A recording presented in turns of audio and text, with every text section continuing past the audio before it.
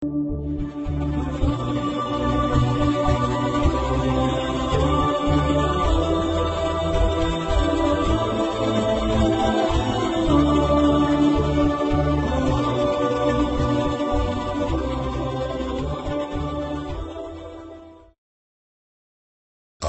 بالله من الشيطان الرجيم.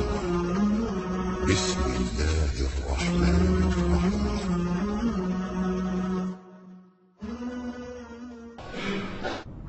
Bismillahirrahmanirrahim. Assalamualaikum warahmatullahi wabarakatuh.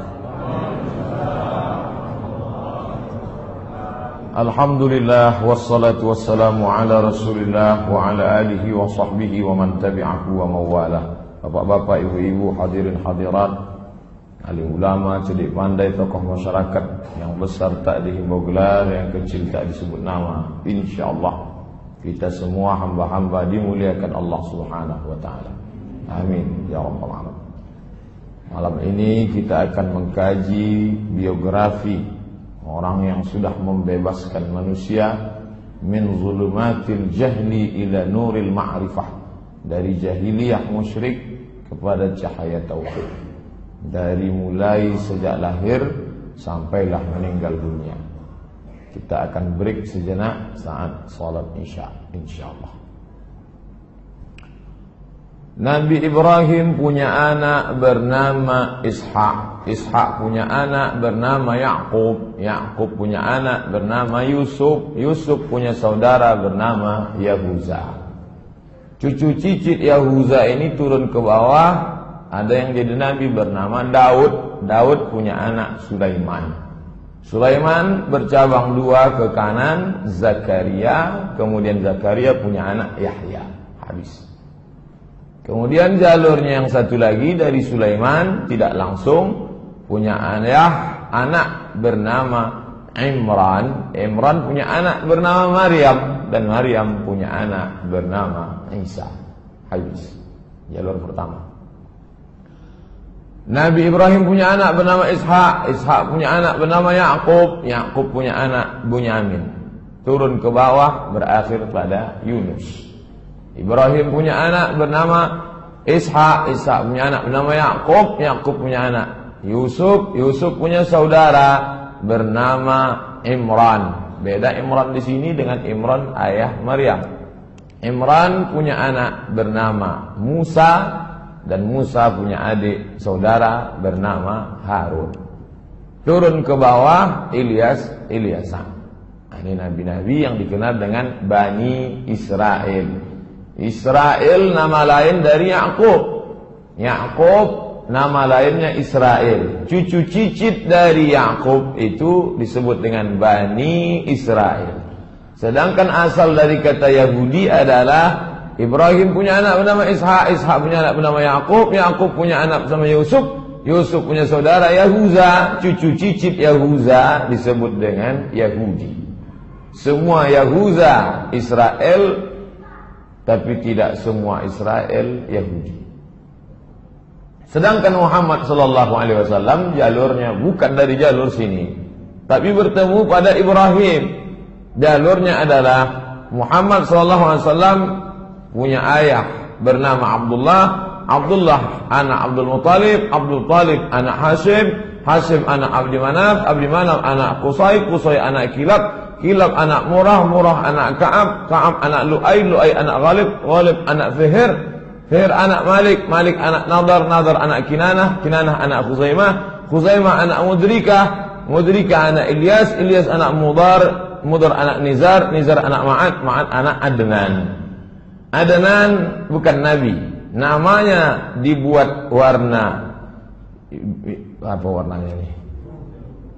Adnan karena nasab yang sahih disebutkan nabi hanya sampai pada Adnan. Adapun dari Adnan ini ke atas banyak ikhtilaf sampai kepada Ismail, dan Ismail anak Ibrahim, mengalir darah Ibrahim dan Ismail pada diri Muhammad sallallahu alaihi wasallam. Nah, inilah nasab dia. Nasab kita Pak Ustaz, nanti pertemuan lain kita kaji. Pada subuh hari Isnin 12 Rabiul Awal menurut riwayat yang masyhur. Kalau ada nanti ustaz lain ceramah 9 Rabiul Awal, itu dia pakai dari kitab Ar-Rahiq Al-Maktum. Banyak pendapat tentang ini, tapi yang masyhur 12. Tahun pertama sejak peristiwa tentara bergajah, disebut dengan Amul Fil, tahun 571 kalau pakai kalender Romawi. Tahun 40 kekuasaan Kisra Anushirwan, raja Persia bernama Kisra. Maka menjelang subuh hari Senin itu lahirlah Nabi Muhammad sallallahu alaihi wasallam. Itu tidak ada ikhtilaf. Hadis riwayat Muslim. Kenapa engkau puasa hari Senin ya Rasulullah? Zaka yauma wulidtu. Hari Senin aku lahir. Tak ada ikhtilaf. Tanggalnya yang ikhtilaf. Harinya tak ada ikhtilaf. Ketika dia lahir, terang benderang cahaya menerangi istana-istana di Rom. Tak tahu datang dari mana. Mereka heran. Dari mana ini terang? Begitu riwayat Ibnu Sa'ad, Ahmad bin Hanbal dan Darimi. Api abadi yang tak pernah mati di Persia padam. Beberapa bangunan gereja roboh, tak tahu apa sebab. Begitu menurut riwayat Imam At-Tabari dan Imam Al-Baihaqi. Abdul Muttalib sesudah lahir cucu kesayangan tadi dibawalah ke dalam Ka'bah, karena Abdul Muttalib pemegang kunci Ka'bah. Kemudian disembelihkan kambing, akikah. Oh, akikah sudah ada sebelum zaman Nabi Muhammad ya. Sudah ada. Zaman Nabi Muhammad dibersihkan dari yang kotor-kotor.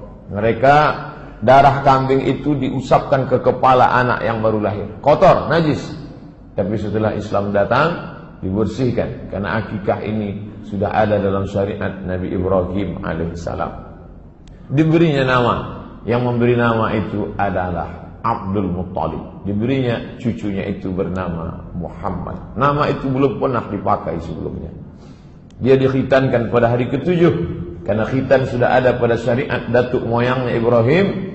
Nabi-nabi setelah Ibrahim berkhitan. Nabi Musa berkhitan, Nabi Isa berkhitan, Nabi Muhammad berkhitan.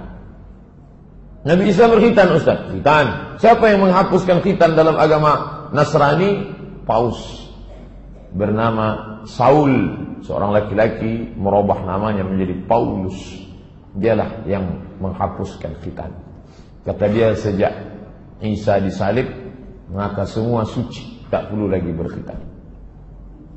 Kemudian tradisi orang Arab, anak itu disusukan kepada perempuan lain, disusukan kepada seorang budak sahaya Abu Lahab bernama Suwaibah Al-Aslamiyah. Kebetulan dia waktu itu melahirkan anak bernama Masruh. Maka Nabi saudara sesusuan dengan Masruh. Ibunya lain, tapi satu ibu susuan, karena Suwaibah menyusukan Muhammad sallallahu alaihi wasallam. Saat itu juga Suwaibah menyusukan bayi-bayi lain. Di antaranya adalah Hamzah bin Abdul Muttalib. Satu sisi Hamzah itu pamannya karena adik ayahnya, tapi di sisi lain juga Hamzah adalah saudara satu susuannya. Belakangan Hamzah meninggal pada perang Uhud. Kita akan kaji selanjutnya. Setelah itu ada saudara susuannya lagi, yaitu Abu Salamah ibnu Abdul Asad Al-Makhzumi. Lanjut, umur 4 tahun. Kenapa Ustaz melompat langsung? Kita ambil peristiwa penting-penting. Pada umur 4 tahun, saat itu dia sedang berada di kampung Bani Sa'ad. Maka pada saat itu Jibril alaihissalam datang. Saat Nabi sedang yal'abu ma'al ghilman. Nabi sedang main-main dengan anak-anak lain. Dititipkan dengan ibu susunya yang kedua, yaitu bernama Halimatus Sa'diyah. Banyak perempuan tempat kita bernama Halimatus Sa'diyah untuk mengambil kemuliaan. Ibu susu yang pertama Suwaibah, yang kedua Halimatus Sa'diyah.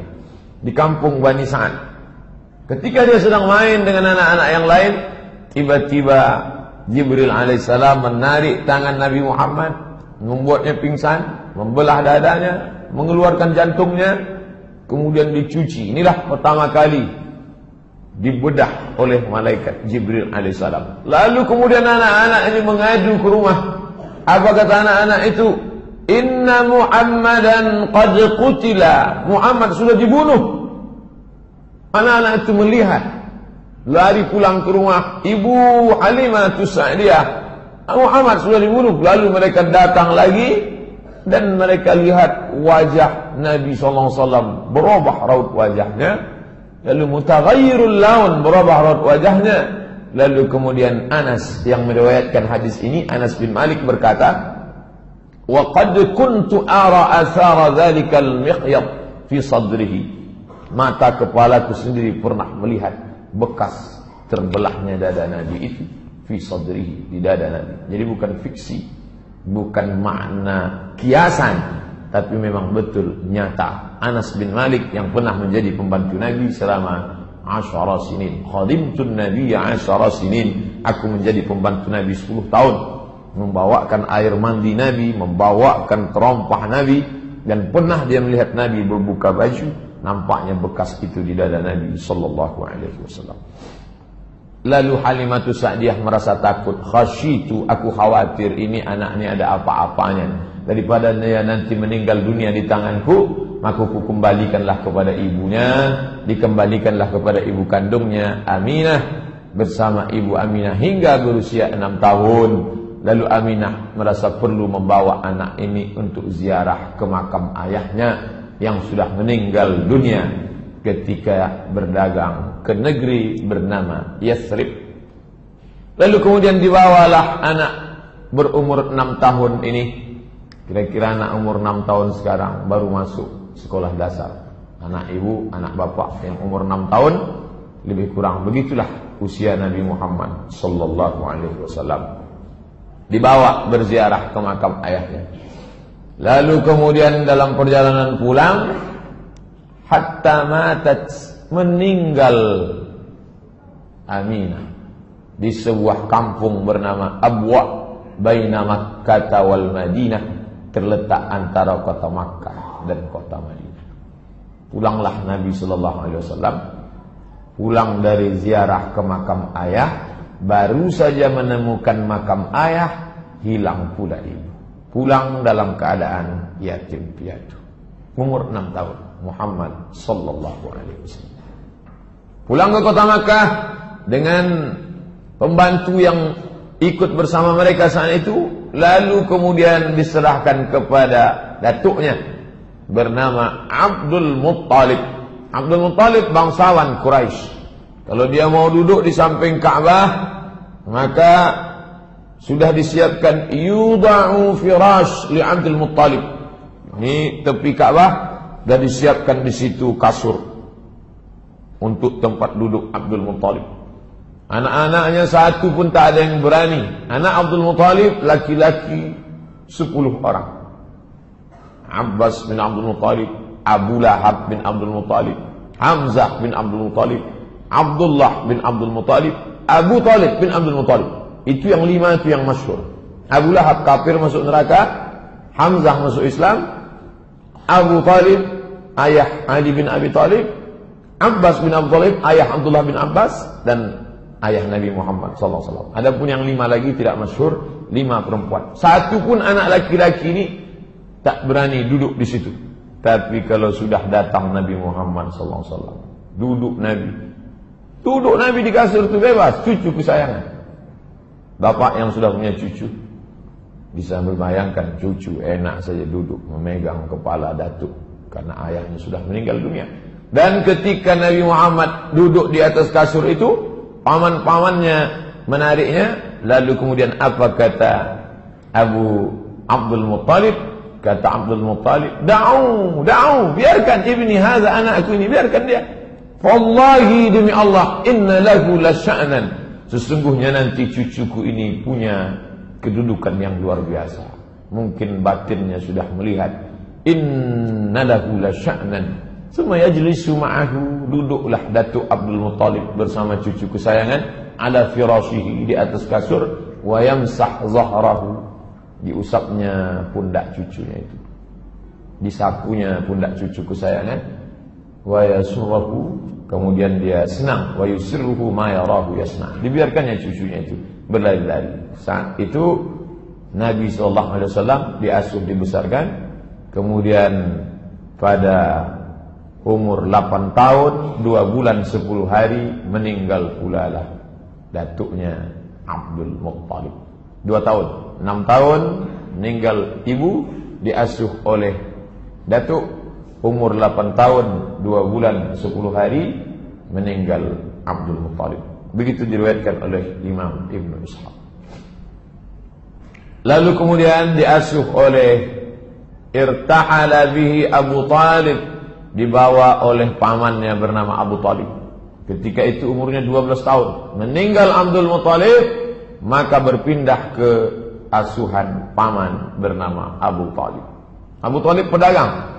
Li'ilafi Quraisy, perjalanan orang Quraisy, ila bihim rihlatas syita'i was-shayb.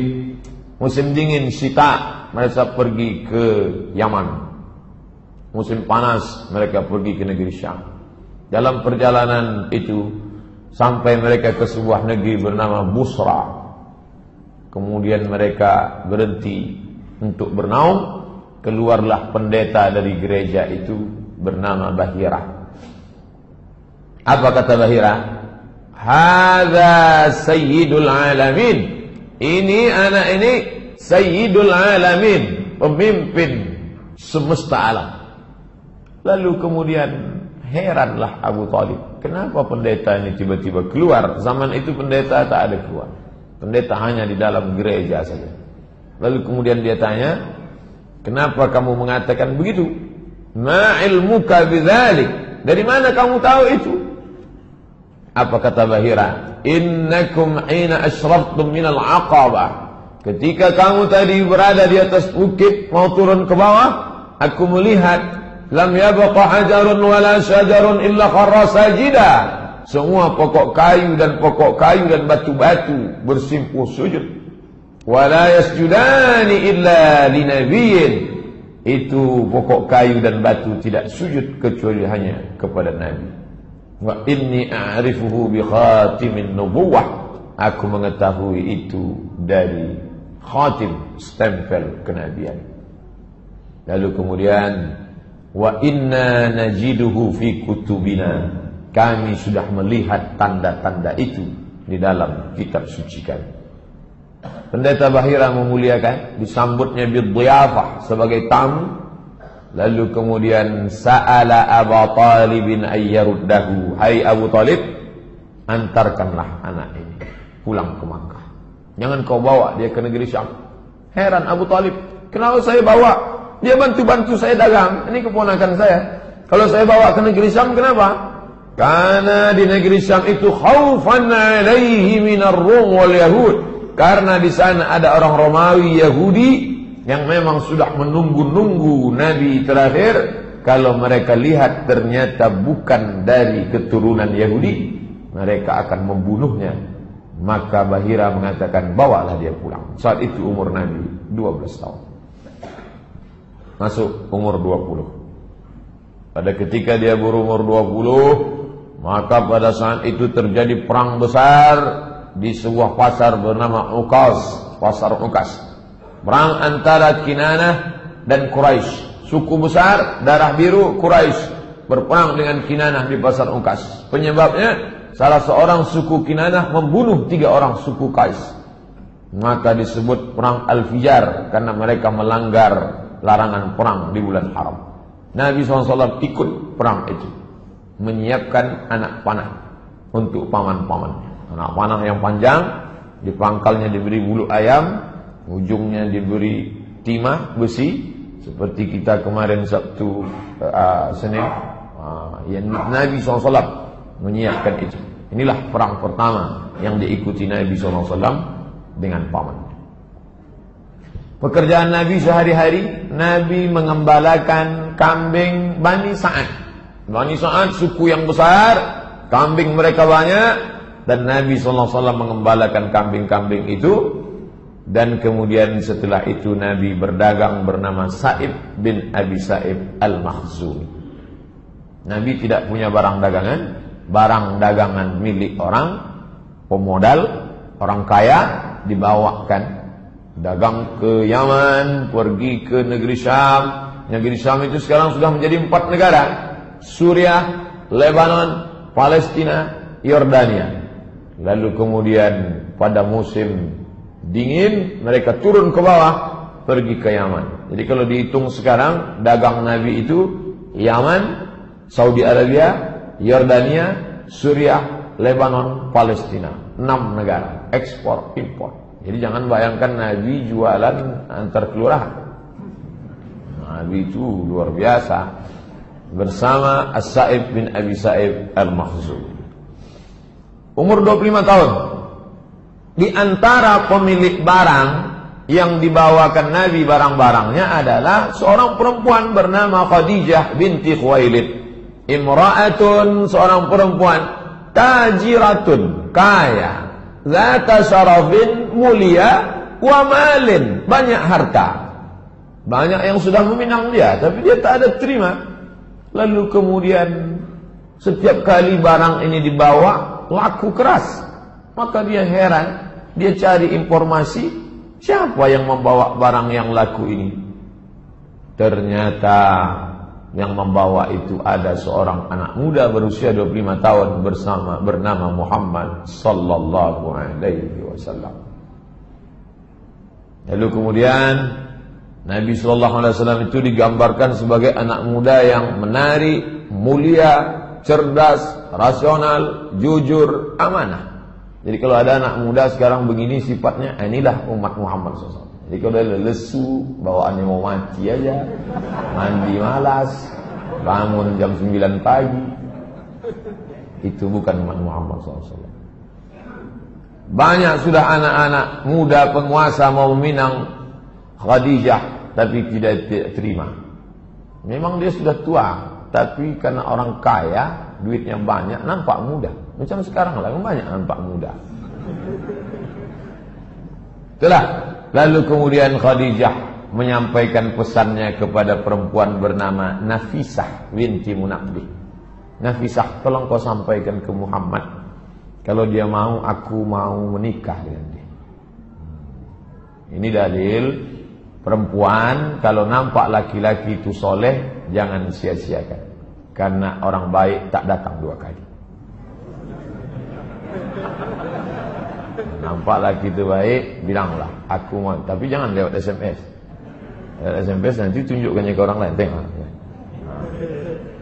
Maka kemudian kata Nafisah, Muhammad SAW nin Khadijah. Maka Nabi pun setuju. Tapi Nabi tak langsung datang, paman-pamannya. Paman-pamannya banyak meminang Khadijah. Pernikahan dihadiri oleh Bani Hashim. Muhammad, anak Abdul Muttalib, anak Hashim. Seluruh cucu-cucu Hashim datang.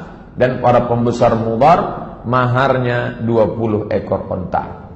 1 ekor onta paling murah 30 juta, kali 20 sama dengan 600 juta. 600 juta itu 3 biji eras. Jadi jangan bayangkan Nabi Muhammad itu miskin, susah, melarat. Itu Nabi, bukan Muhammad yang saya kenal. Itu Muhammad yang dari kulit, yang dari Panam. Muhammad sallallahu alaihi wasallam ngalam ni kita lihat bagaimana dia menikah. 20 bakara, 20 ekor. Nabi Muhammad sallallahu alaihi wasallam monogami, 1 istri bersama Khadijah. Anak-anaknya yang pertama Al-Qasim, maka dia dipanggil ya Abul Qasim, Abu Qasim, Bapak Qasim Muhammad. Yang kedua Zainab, Ruqayyah, Ummu Kulthum, Fatimah yang menikah dengan Sayyidina Ali. Setelah Fatimah lahir lagi anak laki-laki namanya Abdullah. Itu yang dipanggil dengan Thayyib dan Tahir. Semua meninggal ketika Nabi masih hidup kecuali Fatimah. 6 bulan sesudah Nabi meninggal barulah meninggal Fatimah. Umur tubuh 35 tahun. 10 tahun sesudah itu terjadi renovasi Ka'bah. Jadi renovasi Ka'bah, orang Arab ni hobi berkelahi. Berkelahilah mereka tentang siapa yang paling layak meletakkan Hajar Aswad. Konflik 4 hari dalam masalah meletakkan Hajar Aswad. Abu Umayyah Ibn al-Mughirah Al-Makhzumi punya ide. Bagaimana idenya? Siapa yang pertama kali masuk masjid, maka dialah yang meletakkan Hajar Aswad. Kita tunggu. Jangan kelahi, calling down, tenang dulu. Besok pagi kita tengok siapa yang pertama kali masuk. Ya. Besok pagi ketika kepala suku sudah mengintai, yang datang pertama kali adalah Muhammad sallallahu alaihi wasallam. Tapi Nabi bijaksana luar biasa. Ketika mereka memanggil dia, umur 35 tahun, lebih tua lagi saya. Ustaz berapa? Lebih lah 35. Ketika Nabi SAW masuk, dipanggil mereka, Muhammad sini, kami sudah sepakat, siapa yang pertama kali masuk, kaulah meletakkan Hajar Aswad. Nabi bijaksana. Dimintanya kain panjang, diletakkan Hajar Aswad di tengah, dimintanya kepala-kepala suku, pegang ujung, pegang. Artinya, dia melibatkan orang banyak, sehingga kepala-kepala suku itu tidak merasa diremehkan. Kalau kitalah yang mengalami ini mungkin, Ustaz Somad, Ustaz yang masang, aku yang masang. Ya, pinggir. Tapi Nabi dari muda memang sudah bijaksana. Merangkul bukan memukul, mengajak bukan mengejek. Ayo, datuk-datuk, nenek mama, sadonyo, sama kita, ayo kita pasang. Kalian pegang ujung kain, biar aku pegang. Hilanglah perkelahian. Nabi SAW. Jadi fase kehidupannya lahir 40 tahun jadi Rasul, 3 tahun pertama dakwah rahasia, diam-diam. Setelah itu hijrah, wafat. Ini yang akan kita kaji ini secara utuh. Kita sudah berjalan 35 menjelang 40. Azan Isya berbunyi, kita harus break, kita lanjutkan. Sampai jam berapa nih selesai Pak Ustaz? Ikuti aja lah. Umur 38 tahun, umur 39 tahun, umur 40 tahun. Ada apa? Setiap datang bulan Ramadan sudah ada Pak Ustaz, bulannya ada, puasanya belum. Muharram, Safar, Rabiul Awal, Rabiul Akhir, bulan itu sudah ada, tapi ibadah yang mengisinya belum ada. Nah, pada bulan Ramadan Nabi naik ke atas. Namanya Jabal Nur. Di atas ada Ghar Hira. Nabi naik ke Gua Hira pada waktu malam. Jangan bayangkan Nabi siang malam, siang tak bisa, panas luar biasa. Nabi di atas malam. Habis itu turun. Umur 38 sekali, 1 bulan total. Turun lagi. Umur 39 naik lagi dia ke atas. Tak ada kejadian apa-apa. Umur 40 barulah terjadi kejadian yang luar biasa. Bagaimana? Tiba-tiba ada makhluk yang dia tidak tahu entah apa namanya.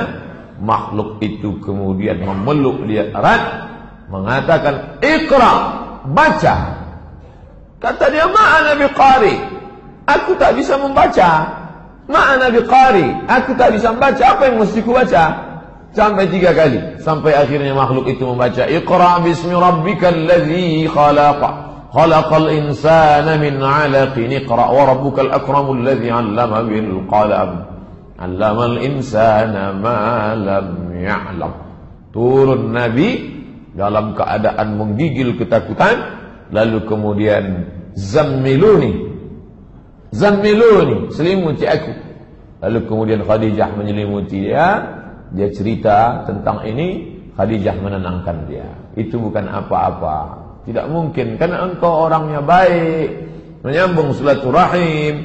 Tapi aku akan bertanya kepada saudaraku Waraqah bin Naufal. Waraqah bin Naufal berdialog panjang. Dalam dialog itu kata Waraqah bin Naufal, menurut kitab yang aku baca, Waraqah bin Naufal membaca kitab Taurat, kitab Injil. Menurut kitab yang ku baca, maka yang datang kepada Muhammad itu adalah namus, malaikat yang pernah datang kepada Musa, yang pernah datang kepada Isa. Sebelum itu dia pernah datang kepada Ibrahim. Dan demi Allah, nanti suamimu itu akan terusir dari kota ini. Seandainya nanti aku hidup, aku orang pertama yang akan menolong dia. Kata Waraqah bin Naufal. Tenang batin Nabi, tenang fisik Nabi. yang menenangkan itu adalah Khadijah. Nabi berumur 40 tahun. Umur 41, umur 42, umur 43. Disitulah dakwah sirri, sembunyi, diam-diam. Perempuan pertama kali yang masuk Islam Khadijah binti Khuwailid. Jadi kalau ada orang bertanya mana lebih mulia, laki-laki apa perempuan? Cukuplah perempuan mendapatkan keutamaan, karena perempuan pertama kali yang beriman kepada Muhammad sallallahu alaihi wasallam. Budak hamba sahaya yang pertama kali beriman Zaid bin Harithah. Budak, sampai-sampai mereka menyebutnya Zaid bin Muhammad, Zaid bin Muhammad. Turun ayat, "Ma kana Muhammadun aba ahadin min rijalikum." Muhammad bukan ayah kamu, walakin Rasulullah, dia Rasul utusan Allah, anak angkat Nabi. Anak laki-laki yang pertama beriman Ali bin Abi Thalib. Jarak umur Nabi dengan Ali 30 tahun. Jadi kalau waktu itu Nabi umurnya 40, maka umur Ali bin Abi Thalib 30 tahun. Pria dewasa yang pertama kali masuk Islam Abu Bakar Siddiq. Jarak dia dengan Nabi 2 tahun. Nabi 40, Abu Bakar 38. Bapak yang berumur 38 saat itu menjadi Abu Bakar Siddiq. Yang berumur 10 tahun saat itu menjadi Ali bin Abi Thalib. Berumur 55 tahun Khadijah. Saat itu umur Khadijah 55 tahun. Utsman bin Affan berumur 35 tahun. Zubair ibn Awam, Abdurrahman ibn Auf, Sa'ad bin Abi Waqqas, Talhah bin Ubaidillah. Umar mana? Umar belum, belakangan. 41, 42, 43 dakwah secara rahasia. Person to person, dakwah fardiyah. Tabligh akbar seperti ini tak bisa dilaksanakan. Abu Jahal, Abu Lahab, Abu Talib, Abu Sufyan sudah mengintai, tak bisa. Makanya kalau ada yang tak datang malam ini, dia takut ditangkap oleh Abu Jahal.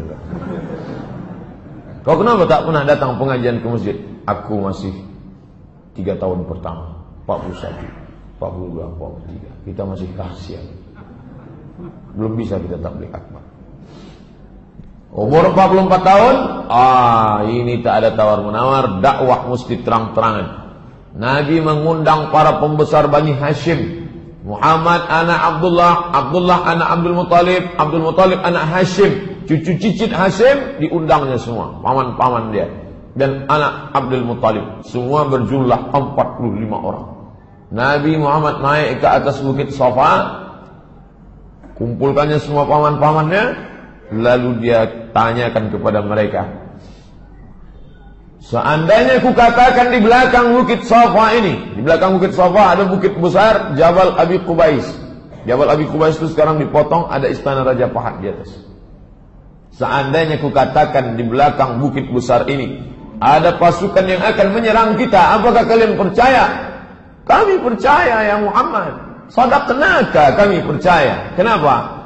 Karena dari kecil pun kami sudah memanggil engkau Al-Amin. Tak pernah bohong, tak pernah tipu, tak pernah dusta. Seandainya ku katakan bahwa aku adalah Nabi dan aku sudah menerima wahyu dari Allah, apakah kalian percaya? Disitulah Abu Lahab marah. Tabban laka ya Muhammad, celakalah kau wahai Muhammad. Tabbat yada Abi Lahabin wa tabban. Ma aghna anhu maluhu wa ma kasaba. Sayasla naran dzata lahab wa imra'atuhu hammalatal hatab fi jidha hablum min masad. Jadi kalau begitu berapa tahun Abu Lahab itu sayang kepada Nabi Muhammad SAW? 44 tahun. 63 tahun, 44 itu sayang. Sisanya itu baru benci, peperangan, permusuhan yang luar biasa. Umur 44 sampai umur 53, disitulah rintangan mulai datang. Jamaah haji dihadang, tak boleh mendengarkan dakwah Muhammad. Jamaah haji, haji sudah ada Pak? Udah.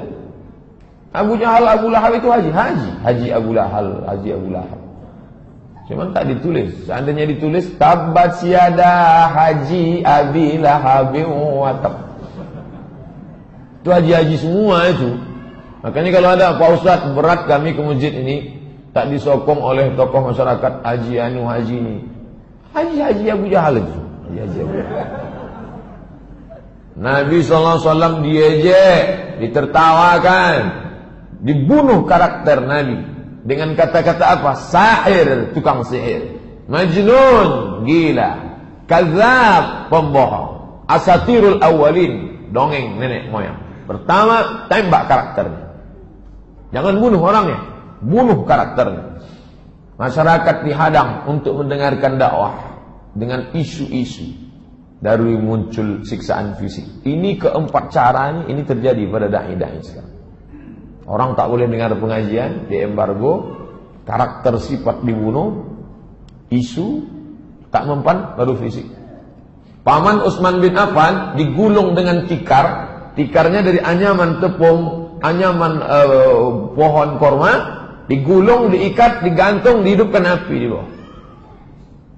Kenapa tak langsung dibunuh saja? Kalau dibunuh selesai, siksa, teror.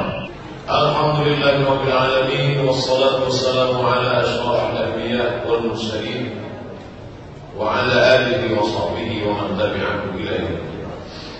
Ini menunjukkan ketika Nabi itu jadi seorang yang baik untuk dirinya sendiri, orang tak marah. 40 tahun dia tidak minum khamar, 40 tahun dia tidak nyembah berhala, 40 tahun dia tidak berzina, orang tak marah, orang suka. Ketika dia berdakwah diam-diam 3 tahun, orang tak marah. Tapi begitu identitas kita sudah kelihatan, di situ orang marah. Bunuh karakter, tak mempan. Apa boleh buat? Teror fisik. Paman Utsman bin Affan digulung dengan tikar anyaman dari daun korma, dibakar di bawah. Oh, bagaimana rasanya panasnya. Jadi makanya mengapa mereka itu sayang dengan imannya? Karena imannya itu diperjuangkan. Kita hampir tak pernah mengalami siksaan. Tak pernah mengalami siksaan. Mus'ab bin Umair tidak diberi makan dan minum oleh ibunya, diusir dari rumah. Jadi kalau ada adik-adik ikut pengajian remaja masjid, ibunya marah, kamu jangan ikut ngaji, teroris tuh. Jangan ikut pengajian, ISIS tuh. Nah, itu nasibnya sama dengan Mus'ab bin Umair. Mudah-mudahan maknya dapat hidayah. Kalau tak dapat, mati cepat. Suhaib bin Sinan Ar-Rumi disiksa sampai hilang ingatan. Gimana ceritanya itu berat sampai ingatan itu bisa hilang? Itu dialami oleh Suhaib Ibn Sinan Ar-Rumi. Rumi artinya dia orang Romawi, bukan orang Arab. Orang Romawi yang merantau ke Makkah. Bilal bin Abi Rabah disiksa dengan batu, diletakkan di perutnya, diikat dengan tali, diserahkan kepada anak-anak kecil di Madinah sebagai permainan. Ditarik ke sana kemari, berkulit hitam, budak hamba saya, miskin susah. Ammar bin Yasir disiksa satu keluarga. Ammar nama ayahnya Yasir, nama emaknya Sumayyah. Sumayyah meninggal sebagai syahid, ditombak oleh Abu Jahal tepat di jantungnya. Perempuan pertama mati syahid. Nabi tak bisa menolong. Nabi lewat di depan rumahnya, apa kata Nabi? Sabran ya ala Yasir. Sabarlah wahai keluarga Yasir, inna mau'idakumul jannah. Kalian dijamin masuk surga. Abu Hukaihah dijemur, dipanas terik, diikat dengan rantai besi sampai hilang ingatan. Panas luar biasa. Kita di Arab Saudi tidak boleh kalau tak pakai payung, tidak boleh panas langsung. Ingat manasik haji, karena dehidrasi segala macam. Kok bisa hilang ingatan? Cairan kurang ingat. Khabbab ibn al-Arth disiksa dengan api. Zinnirah disiksa dengan sampai buta, hilang ingatan. Umur 44 sampai umur 55 teror bukan terhadap Nabi lagi. Kalau tadi terhadap Nabi, sekarang siapa yang membela Nabi, habis. Abu Talib yang membela, Abu Talib itu. Jawaban Abu Talib terhadap teror kafir Quraisy. Apa kata Abu Talib? Wallahi la yasilu ilaika bi jam'ihim hatta uwassida fit turafi dafina. Wallahi demi Allah wahai keponakanku, lan tidak akan yasilu ilaika bi jam'ihim. Mereka walaupun ramai tak akan bisa menangkap, membunuhmu. Hatta uwassida fit turabi, sampai aku ditimbun fit turab, di dalam tanah, dafina, sebagai mayat yang mati, terbujur kaku di dalam tanah. Begitulah cinta Abu Talib. Jangan kau takut teror apapun yang kau hadapi. Teror terhadap anak-anak Nabi, anak-anak diteror. Apa salah anak Nabi? Abu Lahab memaksa kedua anaknya bernama Utbah bin Abi Lahab dan Utaibah. Utbah bin Abi Lahab, Utaibah bin Abi Lahab. Itu menikah dengan Ruqayyah dan Ummu Kalsum. Ceraikan. Tentu pukulan luar biasa. Anak menjadi janda. Gara-gara apa? Pukulan emosional. Seorang ulama kalau anaknya dipaksa harus melepaskan diri dari pernikahan, tentu dia tak sampai hati. Tapi ini dialami Nabi. Kedua anaknya Ruqayyah dan Ummu Kalsum. Ummu Jamil, Arwah binti Harb ibnu Umayyah, saudara kandung Abu Sufyan. Namanya Arwah, tapi panggilannya Ummu Jamil. Ummu ibu, Jamil cantik. Ummu Jamil, bu cantik. Teror fisik, menebarkan duri-duri dan kotoran di jalan yang dilalui Nabi. Mana jalan yang selalu dilalui Nabi? Nebarkan kotoran, nonta, duri-duri. Makanya satu surat khusus untuk keluarga ini. Suaminya, tabat yada abi lahabi wa tab. Pekerjaannya, ma'ana anhu maluhu wa ma kasab. Sayasla naran dhata lahab. Istrinya, wa mra'atuhu hammalatal hatab. Fi jidha hablum min masad. Memang keluarga ini luar biasa. Ayat-ayat kisah teror. Ayat-ayat ini kalau kita baca, renungkan baik-baik, ini semua cerita tentang teror yang dialami Nabi. Wailul likulli humazatil lumazah. Celakalah bagi pengumpat dan pencela. Siapa itu? Umayyah bin Khalaf mengejek, mengumpat, mencela Rasulullah. Saudaranya bernama Ubay bin Khalaf meludahi wajah Rasulullah SAW. Maka ketika imam membaca ayat itu, renungkan dengan baik. Wailul likulli humazatil lumazah alladzi jama'a malahu wa'addada. Apa kerja mereka? Jama'a malan, mengumpulkan harta, wa'addada, kumpul hitung. Datang Nabi, mereka caci, sumpah serapah, bahkan meludahi wajah Nabi. ولا تطع كل حلاف مهين هماز مشاء بنميم مناع للخير معتد أثيم عتل بعد ذلك زنيم. 9 sifat Al-Aqnas Ibnu Syarik At-Thaqafi. Itu kronologisnya, ada orangnya semua itu. Apa arti ayat ini? Banyak mencela, pergi ke sana kemari menyebar fitnah. Zaman dulu orang kalau menyebar fitnah masuk rumah ini, fitnah masuk. Sekarang enggak, share. Twitter, BBM, WhatsApp, Facebook. Andai mereka ini dulu hidup zaman sekarang, banyak paketnya ini, 5 giga, 8 giga. Banyak menghalangi orang buat baik. Siapa mau buat baik? Siapa yang masuk Islam? Halangi. Melampau. Tengok sistem kerjanya pas gaya kerja Ahokers. Ini otak-otaknya semua. Ini semua ada. Zaman berganti, musim berubah. Tokoh-tokoh yang membela Islam bunuh karakternya. Apakah ada tokoh itu yang anaknya? Mungkin ada, kita tak mengerti. Mereka tak pernah mengadu. Tokoh-tokoh Islam itu hanya mengadu kepada Allah Subhanahu wa taala. Fala saddaqa wala shalla. Mereka tak mau percaya dan tak mau salat. Siapa itu yang dimaksud? Abu Jahal. Mendengarkan bacaan Quran, tapi tak mau percaya. Kalau ada orang sholat, dihalanginya. Pernah Nabi sholat di samping Ka'bah, diajaknya anak-anak muda, cekik kepala, bungkup pakai kain hitam, diikat, disiramkan kotoran onta. Fala saddaqa wala shalla. Apa strategi yang dilakukan Rasulullah? Pertama, perlu markas Islamic Center, pusat kajian Islam. Di mana? Rumah Al-Arqam bin Abil Arqam sebagai pusat kegiatan. Inilah perlunya sekretariat. Nah, ini dalil bagi adik-adik yang buat remaja masjid. Kami bingung nih Pak, tak ada sekretariat. Nah, ini dalilnya.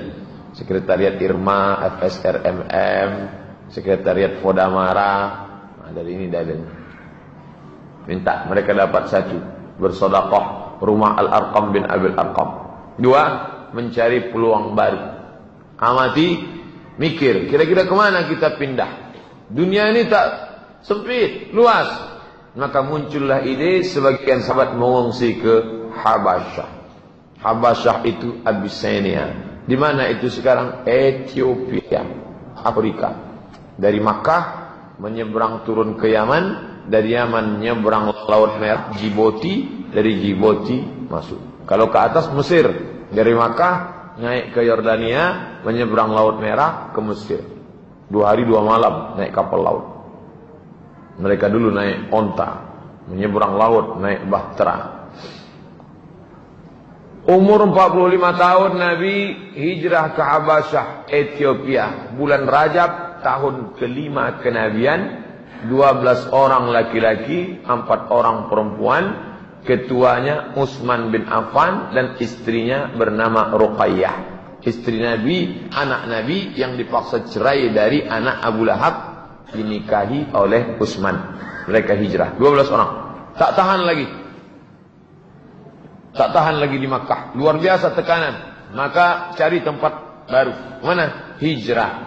Alam takun ardullahi wasi'atan fatuhajiru fiha. Jadi kalau ada di antara kita yang ke Pekanbaru ini hijrah, jangan berkecil hati. Hijrah mencari nafkah, hijrah mencari hidup. Mereka dulu hijrah melepaskan diri dari tekanan.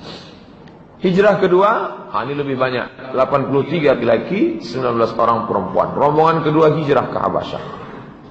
Celakanya orang kafir Quraisy ini. Di tempat hijrah itu pun mereka datangi juga.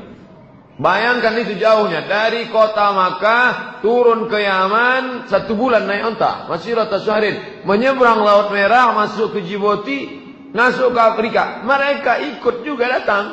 Siapa nama orangnya yang datang? Amr bin As. Loh, Amr bin As itu kan sahabat Nabi Pak Ustaz. Ini masih CD1. Belum masuk Islam dia. Amr bin As nanti belakangan masuk Islam. Amr bin As dengan Abdullah ibn Abi Rabi'ah mengejar, menjumpai raja Ethiopia yang baik bernama Najasyi. Najasyi, ya. Itu rombongan yang datang dari Makkah. Itu jangan kamu terima. Itu jahat itu perampok itu. Najasyi orang bijaksana. Dia mendengarkan ucapan Ja'far bin Abi Thalib, saudara kandung Ali bin Abi Thalib, saudara sepupu Nabi. Lalu dia tanya, Ja'far, ya, bagaimana Muhammad itu? Muhammad orangnya baik, orangnya santun. Pertanyaan Najasyi, apa pendapat Muhammad tentang Yesus? Karena Najasyi agamanya Kristen Ortodok. Ja'far terdiam. Dia hanya membacakan Kaf ha ya ain sad Zikru rahmati rabbika abdahu Zakaria. Jangan bayangkan Ja'far istilah Quran. Quran belum ada. Quran itu ada di kepalanya. Kalau ada orang tanya kita, apa pendapatmu tentang Isa? Sebentar yang mencari yang beristrinya. Ja'far langsung membacakan itu, meleleh air mata Najasyi. Kenapa? Karena yang dibacanya itu surat Maryam yang bercerita tentang kelahiran Isa alaihissalam. Najasyi Islam. Mana dalil Ustaz Najasyi Islam? Ketika Najasyi meninggal, Nabi salat jenazah, tapi jenazahnya tak ada. Maka salat itu disebut dengan salat ghaib. Keluarga meninggal di Jakarta, Surabaya. Mana jenazahnya? Tak ada. Salat ghaib. Apa dalil salat ghaib? Nabi salat ghaib ketika Najasyi meninggal dunia. Salat ghaib hanya ditujukan orang muslim. Najasyi masuk Islam. Umur 46, 6 tahun perjalanan dakwah, 3 tahun diam-diam, 3 tahun tertekan sampai pindah. Ada cahaya kecil, ibarat dalam gelap nampak ada secercah cahaya. Apa itu? Hamzah masuk Islam. Hamzah yang bergelar setelah masuk Islam Asadullah. Asad singa. Asadullah singa Allah. Apa sebab dia masuk Islam? Abu Jahal memukul Nabi di atas Bukit Safa hingga berdarah kepala Nabi. Bukit Safa melihat keponakannya dipukul, ayah Nabi, abang dia, abang kandungnya. Ini keponakan. Berani dia mukul. Hamzah merasa terhina. Jadi saat itu motivasinya bukan iman, tapi kesukuan. Keponakan saya dia pukul, berani dia. Maka dia datang menemui Abu Jahal dan memukul balas dengan busur panah. Gimana rasanya busur panah itu? Pergi ke Al-Balah cari busur panah yang kemana, pukul. Pukulnya kepala Abu Jahal. Tahu rasa itu. Masuk Islam ya. Makin terang lagi cahaya. Tahun umur Nabi 46, cahaya datang, ditambah lagi cahaya yang terang benderang. Bulan Zulhijjah, tahun ke-6, Umar bin Khattab masuk Islam. Jadi Umar agak terlambat sedikit dari Utsman, Ali dan Abu Bakar. Umar bin Khattab masuk Islam, gembira semua. Nabi berdoa, Allahumma a'izzal Islam bi Umarain. Ya Allah, tolong Islam ini supaya masuk Islam 2 Umar. Umar yang mana? Umar bin Khattab dengan Umar bin Hisham. Umar bin Khattab, ya Allah, tolonglah masuk Islam 2 Umar ini. 2 Umar inilah ya Allah masuk Islam. Umar bin Khattab dengan Umar bin Hisham. Umar bin Hisham Abu Jahal. Umar bin Khattab inilah dia. Masuk Islam Umar bin Khattab. Wa kana Ibnu Mas'ud radhiyallahu an, Abdullah bin Mas'ud, kami tidak mampu sholat di samping Ka'bah hingga Umar masuk Islam. Selama 6 tahun kami tak sanggup sholat di samping Ka'bah. Sholat di rumah. Nah, jadi kalau ada jamaah sini tak pernah ke masjid, itu sebelum Umar bin Khattab masuk Islam. Kenapa kau tak ke masjid? Umar bin Khattab belum masuk Islam. Setelah Umar bin Khattab masuk Islam, barulah mereka berani sholat ke masjid. Kenapa? Karena kepala preman sudah masuk Islam. Umar bin Khattab kekar pemenang juara gulat setiap tahun di pasar Ukas. Juara bertahan. Baca Quran, tak ada orang berani baca Quran dengan suara keras sebelum Umar bin Khattab masuk Islam. Setelah Umar bin Khattab masuk Islam, berani mereka. 2 sekali dalam tahun itu. Hamzah dengan Umar ibn Khattab. Akhirnya pertolongan itu datang.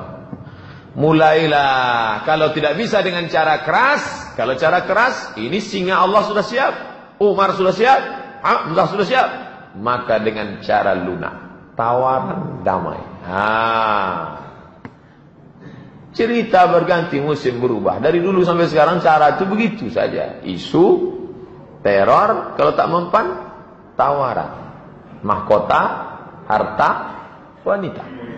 Al-Aswad bin Abdul Muttalib bin Aswad bin Abdul Uzza, Al-Walid bin Mughirah, Umayyah bin Khalaf, As bin Abi Sahmi mengajak beribadah. Muhammad, kami sudah capek. Jadi gimana? Gimana kalau kita ganti-gantian aja lah. Kami sembah Allah sebulan, habis itu kau sembah Tuhan kami sebulan. Deal or no deal? Turun ayat. Qul ya ayyuhal kafirun, la a'budu ma ta'budun, wala antum 'abiduna ma a'bud, wala ana 'abidu ma 'abadtum, wala antum 'abiduna ma a'bud, lakum dinukum. Tak mempan, tawaran damai tak laku. Damai tak laku, kumpul lagi mereka, lebih keras lagi daripada itu. Umur 47, dahsyat. Tahun embargo. Tidak lagi di embargo Muhammad sendiri, satu suku. Bani Hashim, Bani Abdul Muttalib di embargo. Apa embargonya? Tidak boleh ada pernikahan. Bani yang lain tidak boleh menikah dengan Bani Hashim dan Bani Abdul Muttalib. Muhammad, anak Abdullah, anak Hashim. Seluruh Bani Hashim. Hashim, anak Abdul Muttalib. Seluruh Bani Hashim, seluruh Bani Abdul Muttalib. Tidak boleh ada orang Arab yang menikah dengan Bani Hashim dan Bani Muttalib. Tidak boleh ada transaksi jual beli. Tidak boleh duduk-duduk bersama mereka. Tidak boleh interaksi sosial. Tidak boleh masuk ke rumah mereka. Tidak boleh bicara dengan mereka. Sampai mereka menyerahkan Muhammad untuk dibunuh. Ditulis, ditempel di dinding. Yang nulis itu siapa? Baghid ibnu Amir ibnu Hisham. Nabi mendoakan dia, ya Allah, laknat si Baghid ini, lumpuh tangannya. Itu dalil boleh melaknat orang. Jadi kalau ada yang suka menulis-nulis gini, share-share, doakan, lumpuhkan jempolnya ya Allah. Besok tak bergerak lagi. Di masa sulit ini Abu Thalib khawatir mereka membunuh Rasulullah. Ini genting ini. Abu Thalib itu juga lah yang menolong. Ini keponakan, ayahnya saudara kandungku, anak ini tunggal, dari kecil sudah kujaga. Maka dia takut ini terbunuh. Kemana-mana Nabi, dia selalu bersama.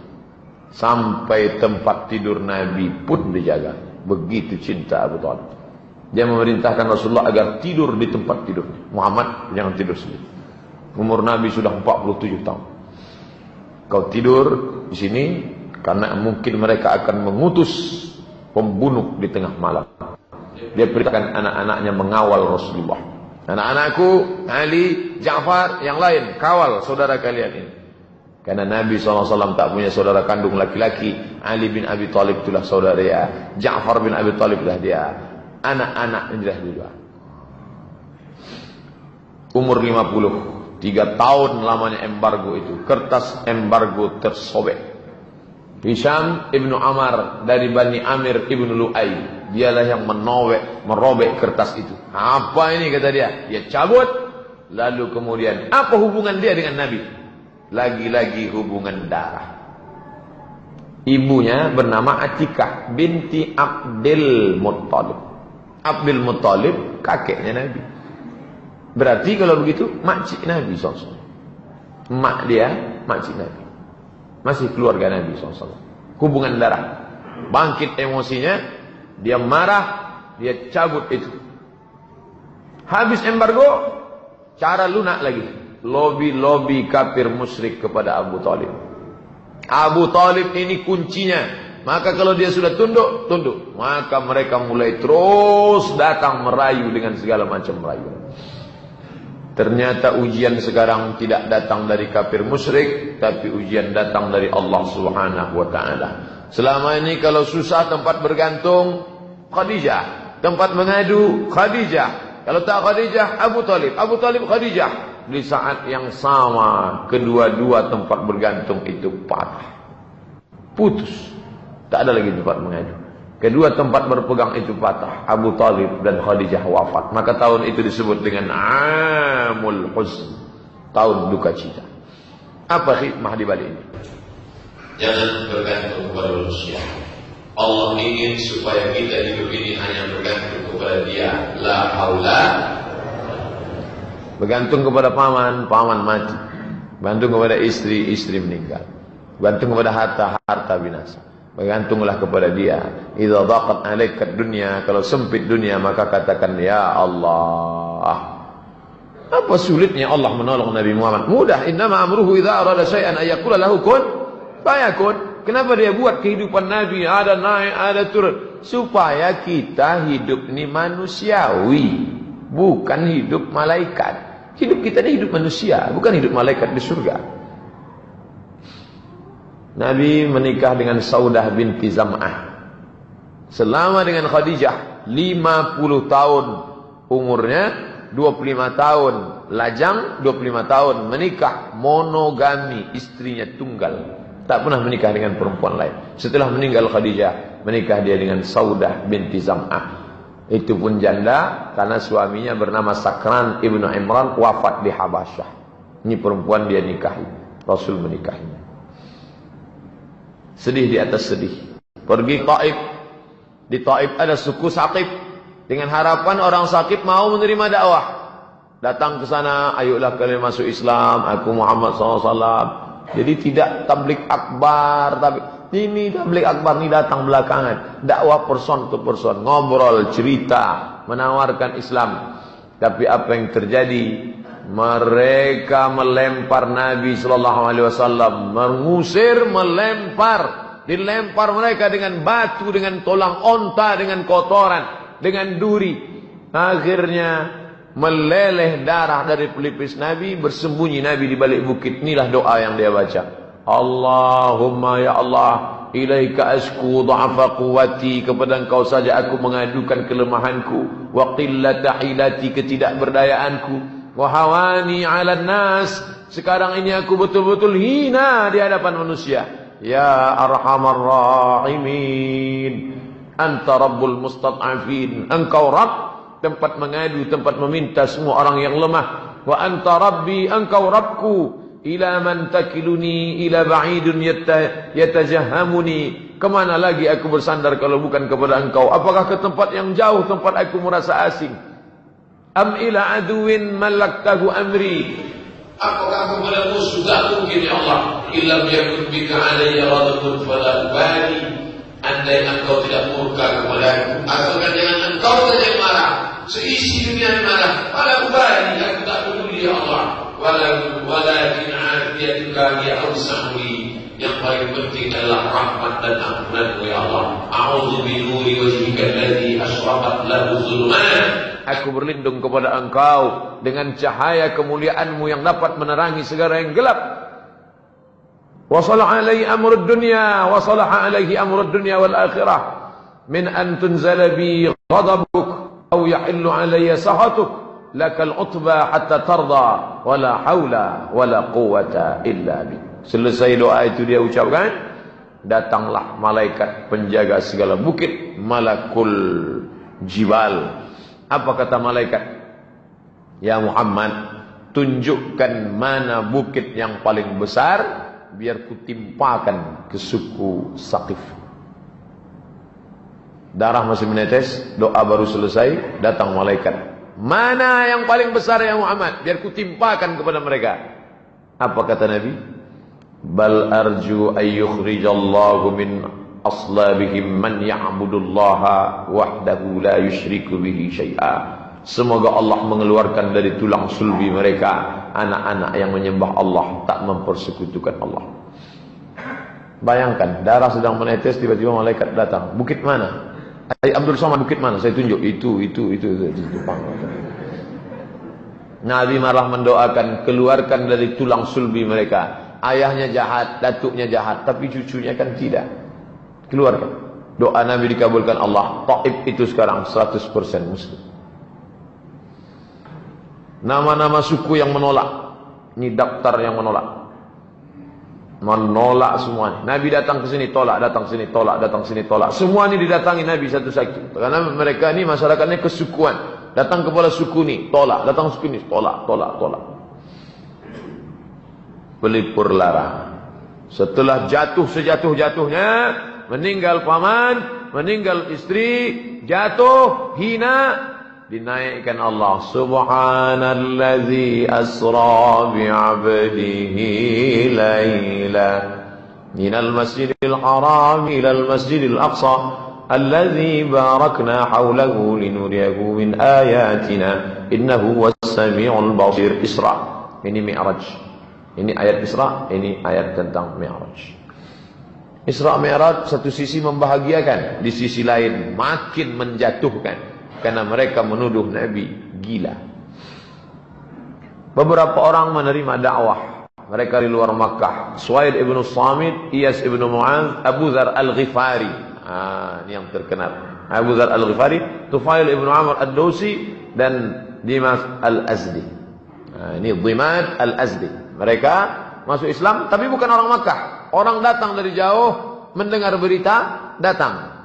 Yang didatangi tak masuk Islam, yang tak pernah dikunjungi malah masuk Islam. Kita pun selalu dalam kehidupan ini. Yang kita usahakan tak berhasil, yang kita tanam, kita pupuk, yang tak ditanam malah. Artinya apa? Engkau buat saja. Ente buat aja. Masalah hasilnya Allah Ta'ala. Ini tak didakwahi, malah datang bersyahadat di hadapan Nabi. Asyhadu an la ilaha illallah. Mereka datang dari luar Makkah. Umur 51. Fajar baru datang menyingsing dari negeri bernama Yathrib, tepat di musim haji. Musim haji Zulhijjah, datanglah orang-orang dari Yathrib. Inilah orang pertama yang masuk Islam dari Madinah. As'ad bin Zurarah, Auf ibn al-Harith, Rafi' ibn Malik, Utbah bin Amir, Uqbah bin Amir, Jabir ibn Abdullah.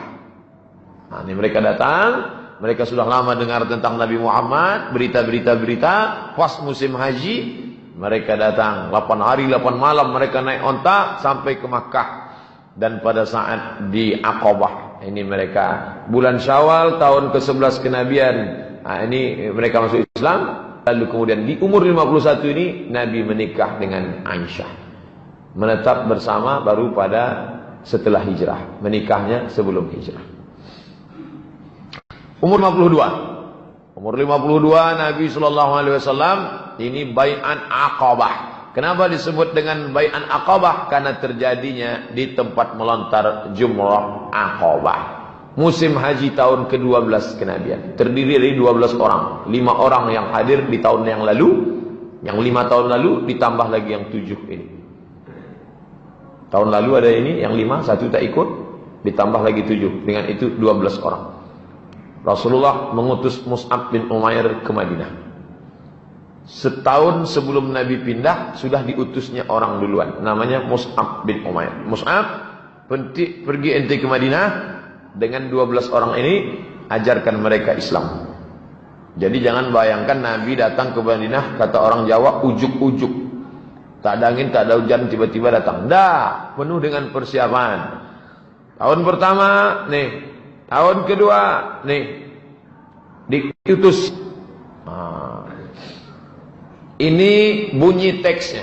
Ta'alau, sini. Bai'uni, kalian bai'an aku. Ala an tusyriku billahi syai'a. Jangan persekutukan Allah. La tasriqu, jangan mencuri. La tasnu, jangan berzina. La taqtulu auladakum, jangan bunuh anak kamu. La ta'tu bi buhtanin, jangan sebar isu-isu. Dan sampai akhir. Nah, ini larangan-larangan, jangan begini, jangan begini. Udah, ini yang disebut dengan bai'at. Sekarang banyak aliran-aliran pakai bai'at. Ente ngaji sama Ustaz Somad udah ada bai'at? Tak ada. Itu tak sah Islam itu. Bai'at ke guru kami. Kalau tak bai'at, besoklah aku bai'at. Tapi jangan lupa bawa mahar 500 per kepala. UUD, ujung-ujungnya duit. Bai'at itu sumpah setia. Mereka 12 orang bersumpah setia di hadapan Nabi SAW di bai'at, bai'at Aqabah. Umur 53 Nabi, bai'at Aqabah 2. Musim haji tahun ke-13 kenabian. Jumlah peserta yang membaiat Nabi ramai. 73 orang laki-laki, 2 orang perempuan. Perempuan yang ikut baiat namanya Nusaibah. Yang satu lagi Asma binti Amr. Apa isi baiatnya? Nih, ala sam'i, kami mendengar, wa ta'ah, kami patuh, fin nasyad wal kasal, dalam keadaan semangat maupun lemah. Untuk menolong dalam keadaan sulit, untuk amar ma'ruf nahi mungkar. Kami akan menolong dakwahmu dalam sulit maupun senang. Kami akan amar ma'ruf nahi mungkar. Sampai habis. Nabi mengangkat para mentor kalau sekarang. Jadi jangan bayangkan dakwah Nabi itu tak pakai strategi. Diangkat Nabi ini 9 orang dari suku Khazraj, 3 orang dari suku Aus. Kalian balik. Ini mengkepala, ini ketua, ini ketua, ini ketua, penanggung jawab. Antum ala qaumikum, kalian terhadap suku kalian, bima fihim kufala. Kalian menjadi penanggung jawab kakafalatil hawariyin li Isa bin Maryam. Sebagaimana Nabi Isa punya murid-murid hawariyin, begitu pula lah keadaan kalian. Wa ana kafilun ala qaumi. Saya penanggung jawab utama, di bawah itu ada. Ini manajemen strategi Nabi. Jadi tak bisa main sendiri, one man show. Ada pimpinan tertinggi, di bawah itu diangkat ketua-ketua yang akan bertanggung jawab pada suku masing-masing. Setelah ready, siap, barulah Nabi hijrah. Hijrah. Kamis 26 Safar tahun ke-14 kenabian. Tepatnya 12 September 622 Masehi, rapat 14 kepala suku di Darun Nadwah. Apa hasil rapatnya? Muhammad harus kita bunuh, habis. Tak ada cerita lagi. Ini sudah kacau ini. Ini sudah hancur Makkah, ini sudah gara-gara dia. Maka dia harus dibunuh. Maka Kamis malam Jumat, Rasul pergi bersama Abu Bakar menginap di Jabal Thawr 3 malam. Ahad malam Senin bertolak menuju Yasrib. 3 malam transit, langsung berangkat. Strategi lagi. Ali bin Abi Thalib menggantikan Nabi tidur di tempat tidur. Abu Bakar Siddiq menemani di Jabal Thawr. Asma binti Abi Bakar ngantar makanan. Abdullah bin Abi Bakar bawa berita, update, berita harus diupdate, jangan sampai ketinggalan berita. Amir bin Buhairah gembala kambing, pura-pura gembala kambing di bawah. Kalau ada macam-macam kasih kode Abu Bakar. Abdullah bin Uraid guide, penunjuk jalan, job description. Jangan bayangkan hijrah itu langkah kaki kanan, bismillah tawakkaltu 'ala Allah, la haula wala quwata illa billah, kun fayakun, terjadi terjadilah. Bukan begitu. Ini perlu kita belajar tentang ini. Walaupun agak rusak konsentrasi kita sedikit mencium bau gulai kambingnya. Saya tak dikasih tahu kalau malamnya ada ini. Kalau tahu gini tak saya buat slide-slide ceramah. Bagus ceramahnya tentang akikah aja. Itulah akan datang kalau ngundang saya kasih tahu acaranya apa. Lama saya persiapkan. Umur 54 tahun Nabi berhijrah. Hari Senin Rabiul Awal 23 September sampailah dia di tempat bernama Quba. Menginap 4 malam di Quba, malam Selasa, malam Rabu, malam Kamis, malam Jumat. Hari Jumat bertolak ke Yathrib, sholat Jumat di kampung Bani Salim. Ini dalil boleh sholat Jumat di tanah lapang walaupun masjid ada dalam keadaan tertentu. Jumat 12 Rabiul Awal 27 September 622 sampai di Yathrib. Lahir 12 Rabiul Awal sampai di Madinah 12 Rabiul Awal. Bedanya hari Senin lahir sampai hari Jumat. Apa yang dilakukan Nabi pertama kali? Rekonsiliasi. Bangun Masjid Nabawi, mempersaudarakan Aus dan Khazraj, mempersaudarakan Muhajirin dan Ansar, mempersaudarakan penduduk Madinah. Aus, Khazraj, kelahi. Saudara, Muhajirin datang dari Makkah, ini orang Madinah. Saudara, orang Muslim dengan orang Yahudi. Saudara, maka lahirlah rekonsiliasi yang disebut dengan Piagam Madinah. Apa isi Piagam Madinah itu Pak? Nih, 1 sampai 12. Jangan ditengok lama-lama, kunang-kunang. Kalau dalam mengadakan Piagam Jakarta, mirip Piagam Madinah, ini adalah kebersamaan. Jadi jangan katakan Nabi Muhammad datang ke Madinah bawa pedang, masuk Islam, ledak pancung kepalanya. Tidak, bukan begitu. Nabi mengatakan Yahudi, coba lihat, inna bainahum nasru. Orang Yahudi sama orang Islam saling tolong-menolong. Alaman araba ahla hadhil sahifah. Siapa yang memerangi perjanjian damai ini, kita sama-sama tolong-menolong. Jangan sampai kita dirusak. Barulah kata mereka berkhianat. Mereka yang mengkhianati perjanjian ini, baru Nabi bertindak. Nabi itu bukan action, Nabi itu reaksi. Orang Islam mesti paham ini. Jangan kita tak bisa bela Nabi kita. Nabi kalian datang usir orang Yahudi, dipancungnya kepalanya. Itu terjadinya kapan? Tahun pertama Nabi pindah damai. Allah mengangkat salam. Ya kalau Islam salam, nanti belakang baru terjadi pengusiran. Perjanjian. Dimanapun asal orang pengkhianat, memang hukumannya harus mati. Masalah dan solusi. Muncul masalah. Di Makkah ada masalah, ya. Pindah ke Madinah muncul masalah. Hidup di tempat masalah. Takut menghadapi masalah jangan hidup, takut hidup mati saja. Orang-orang kafir Quraisy Makkah tetap sudah jauh pun tetap mereka datang memerang. Turun ayat. Coba tengok. 13 tahun selama di Makkah tak ada perang. Tidak ada ayat perang, tak boleh. Jangan katakan Islam itu perang. 13 tahun, mana ada perang? Tak pernah Nabi mengatakan, ayo ambil parang kita. Tidak ada. Sampai turun izin perang. Ini dia. Surat Al-Hasr 39. Uzina, diizinkan. Uzina lilladzina yuqataluna biannahum zulimu. Orang-orang yang dibunuh. Zulimu, mereka dizalimi. Uzina, diberi izin. Mereka diberi izin. Kenapa? Qutilu, karena mereka dibunuh. Zulimu, karena mereka dianiaya. Wa innallaha ala nasrihim laqadir. Allah kuasa menolong mereka. Muncul 4 pasal. 1, kafir Quraisy Makkah adalah kafir harbi yang wajib diperangi karena mereka telah membunuh, mengusir dan mengganggu. 2, orang Yahudi yang berkhianat dijatuhi hukuman. 3, Nasrani yang memusuhi kaum muslimin diperangi hingga mereka membayar jizyah, pajak. 4, Yahudi, Nasrani, musyrik yang masuk Islam tidak boleh diganggu. Maka muncul istilah zimmi dan harbi. Zimmi, saudara kita, tetangga kita, walaupun tak seagama. Harbi, orang yang memusuhi kita, wajib dipancung kepalanya. Ini beberapa peperangan. Sejak diwajibkan perang, jihad. Dakwah dengan jihad bedakan. Muncul perang 1 Ramadan. Ini tahun pertama berada di Madinah, ini perang. Ada yang 30 orang, ada yang 60 orang, ada yang 70 orang, ada yang 200 orang. Ini 200 mulai ramai pasukan Nabi SAW.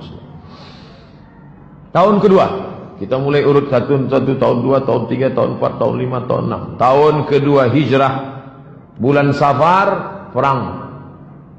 Bulan Rabiul Awal, tahun kedua. Perang yang terbesar adalah perang Badar. Wah, ini tahun kedua. Tahun Badar, bulan Ramadan, Badar. Ini pelajaran apa? Ramadan bukan bulan tidur. Ramadan adalah bulan jihad. Berapa jumlah kaum muslimin? 313 sampai 319. Hasilnya 50.000 dinar. 1 dinar 4,25 gram. 1 gram emas 4,25 gram 500 lebih kurang 2 juta. 2 juta kali 50.000 sama dengan 100 M. Tahun kedua itu kaum muslimin mendapatkan harta rampasan perang 100 miliar. Apakah perangnya itu hadiah dari Allah? Pakai strategi. Pertama, berkemah di dekat oase agar mampu menguasai persediaan air. Sahabat angkat tangan, ya Rasulullah, ya. Apa ada wahyu di mana kita berkemah? Tak ada wahyu. Kalau gitu kita kemah di sini ya Rasulullah. Supaya apa? Supaya air kita kuasai. Kita sudah menang 1-0. Nanti musuh airnya habis, kemana dia? Oh. 2, keluar dari kemah di awal waktu. Ini Nabi mengajak. Besok pagi-pagi kita keluar. Ini dan perang. Mana matahari terbit? Sana, kita berkemah di sana. Berkemah tempat matahari terbit supaya ketika matahari muncul, mata musuh silau. Sudah menang 2-0. 3, kita mesti tahu jumlah musuh itu berapa. Maka dijaga tempat air. Malam-malam datang kafir musyrik ngambil air. Ditangkap, diinterogasi. Kebetulan yang ngambil air itu kan biasanya tukang masak. Berapa ekor onta kalian potong setiap hari? Tanya dia. Ente yang masak? Iya. Berapa yang kalian potong onta? Kata dia antara 9 sampai 10 ekor. Langsung Nabi ngambil kesimpulan. Berarti jumlah mereka 900 sampai 1000 orang. 300 melawan 1000 orang. Nabi berdoa dari Isya sampai subuh. Salat Isya malam itu, malam Jumat tanggal 17 Ramadan, Nabi berdoa dari Isya sampai subuh. Jatuh sorban burdahnya, datang Abu Bakar menaikkan ke pundaknya. Berhentilah ya Rasulullah, tidurlah, besok kita perang. Kata Nabi, tidak. Sampai salat subuh. Itu menunjukkan Nabi fisik luar biasa. Berapa umur Nabi waktu itu? 55 tahun. Hari ini umat Muhammad 55, sedang ke rumah sakit, baru mendapat surat keterangan dokter. Apa pertolongan Allah? Pasukan malaikat turun hujan menguatkan kaki mereka. Abu Jahal mati. Mampus juga Abu Jahal itu aja. Baru puas saya, dari tadi saya menahan. Dah, bulan Syawal tahun kedua, Bani Qainuqa berkhianat. Nih, Yahudi pertama yang pengkhianat, Bani Qainuqa berkhianat. Pengusiran Bani Qainuqa dipimpin Hamzah, singa Allah, Abdul Muttalib. Tahun ketiga, inilah dia peta perang Uhud. Perang Uhud, kaum muslimin kalah. Tahun 2 melambung menang. Tahun ketiga jatuh. Hidupnya ada pasang surut. Ini Jabal Rumat namanya. Jabal Rumat artinya pasukan pemanah. Bukit yang besar-besar ini disebut Uhud. Ahad artinya satu. Ahad. Kalau bersatu ini Uhud namanya. Uhud. Jadi kalau kita tegak di Jabal Rumat yang kecil ini, nampak bukit besar, itulah Uhud. Jadi kadang penunjuk ini salah. Bapak Ibu, kita sedang berada di Jabal Uhud. Bukan, itu Jabal Uhud. Jabal Rumat, pasukan pemanah. Ini pasukan kaum muslimin. Ini pasukan musyrik berhadapan-hadapan. Ini air. Wadi, lembah tempat air, banyak air. Kata Nabi, Pasukan pemanah kalian di atas ini, 70 pemanah.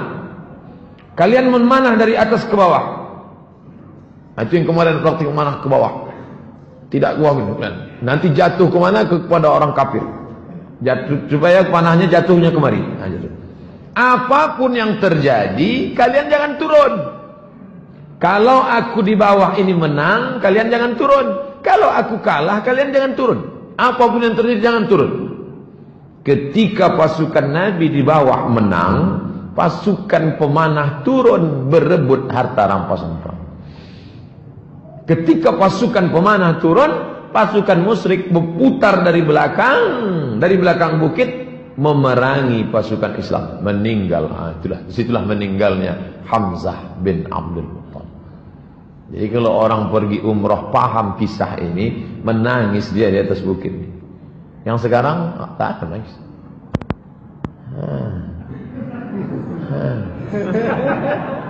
Tak paham dia cerita itu apa yang ada di situ. Naik orang naik, dia turun orang turun. Tidak. Suwarun haqiqiyah li mauqi'i ghazwati Uhud. Inilah gambar hakikat kebenaran tentang perang Uhud tahun kedua. Meninggal Hamzah bin Abdul Muttalib. Meninggal Hamzah pada peperangan ini. Setelah kafir musyrik pulang, Nabi mencari jenazah Hamzah. Karena Hamzah lah sinar pertama Islam bangkit. Dia cari makam paman, jenazah pamannya itu. Dia tengok telinganya digunting, hidungnya mereka potong, mereka tusuk pakai benang, mereka jadikan buah rantai liontin. Jubahnya robek, ditengok rupanya jantungnya sudah hilang, dikunyah oleh Hindun dendam kesumat. Nanti kalau Hamzah mati akan kukunyah. Menangis Nabi, meleleh air mata Nabi, maka dimakamkan di pemakaman ini, makam Sayyidus Syuhada Hamzah bin Abdul Muttalib. Meninggal tahun 3. Tahun keempat, Nabi mengirim da'i. Dikirim da'i ke desa tertinggal. Dikirim da'i, jatuh duka. Tahun 3 perang Uhud kalah. Tahun 4 da'i dikirim, meninggal da'i yang dikirim itu dibunuh. Itulah Nabi berkunut 1 bulan, kunut nazilah. Kunut subuh sudah ada dari awal. Kata Imam Asy-Syafi'i dalam kitab dari awal kunut subuh sudah ada. Tapi ketika muncul musibah ini, disitulah Nabi menambahkan laknat dalam kunutnya. Allahumma la'an ri'al Lakwan wa Usayyah, laknat mereka ya Allah, laknat mereka ya Allah, matikan mereka ya Allah. Itu dalil boleh melaknat dalam doa kunut. Ditambah lagi Yahudi Bani Nadir berkhianat, sudah 2. Jadi tak serentak Yahudi itu berkhianat. Pengkhianatan pertama Bani Qainuqa, tahun keempat Bani Nadir berkhianat, mereka pun terusir. Bani Qainuqa sudah, Bani Nadir sudah, tinggal 2 Yahudi lagi, Bani Quraizah dengan Bani kampung Khaybar. Tahun kelima, perang Khandaq. Khandaq artinya parit. Kenapa parit? Salman punya ide. Ya Rasulullah, ya kami kalau di Persia perang itu kami kali parit. Dibuat paritnya dalam, lebar, kira-kira kuda tak bisa melompat. Oke lah. Itu dalil ada pendapat orang Nabi tidak otoriter, Nabi tak diktator, pendapat orang diterima supaya kuda tak melompat. Disebut juga dengan perang Ahzab, partai-partai. Kenapa? Karena 4 partai bersatu. Partai Yahudi, partai kafir Quraisy, partai munafik Abdullah bin Ubay bin Salul, partai musyrik Madinah. 4 partai bergabung. Aliansi partai-partai. Jadi kalau sekarang pun partai-partai beraliansi, jangan terkejut. Itu cerita lama. Berkhianat Bani Quraizah, komplit pengkhianatan Yahudi. Bani Qainuqa sudah, Bani Quraizah sekarang berkhianat, terusir dari Madinah. Tahun ke-6 ini nampak berita baru. Malam itu Nabi mimpi. Dia dalam mimpi itu nampaknya bersama sahabat masuk ke Masjidil Haram ramai-ramai, mencukur rambutnya. Pagi itu dia cerita, ya ashabi, hai para sahabat, ya tadi malam aku bermimpi kita rasanya masuk ke Masjidil Haram. Apa kata sahabat? Itu pertanda kita harus ke sana ya Rasulullah. Ayo kita ke Makkah. Itu beda sahabat Nabi dengan sahabat kita. Kalau sahabat kita, tadi malam aku bermimpi seolah-olah kita menaklukkan orang kafir. Alah, mimpi Ustaz aja itu, bunga-bunga tidur aja itu Ustaz. Kita harus ke Makkah. Maka Nabi pun pergi menuju Makkah. Berapa sahabat yang dia bawa? 1.500 sahabat. Tapi gagal masuk Makkah. Kenapa? Kafir Quraisy tak memberi izin. Maka muncullah apa yang disebut dengan perjanjian Hudaybiyah. Muhammad, ente belum bisa masuk, kami masih berkuasa. Kalau gitu kita janji, oke, janji. Perjanjian Hudaybiyah. Hudaybiyah nama tempat. Balik dari situ, Nabi mulai berkirim surat. Ini salah satu surat Nabi. Bismillahirrahmanirrahim. Bismillahirrahmanirrahim. Min Muhammad Rasulullah. Min Muhammad Abdullah Rasulullah. Min Muhammad bin Abdullah Rasulullah. Ilah Hirqal Azimur Rum. Ilah ke Hirqal Heraklius Azimur Rum, penguasa Romawi. Salamun ala man ittaba'al huda. Selamat bagi siapa yang mengikuti hidayah. Tengok, dia tak pakai assalamualaikum.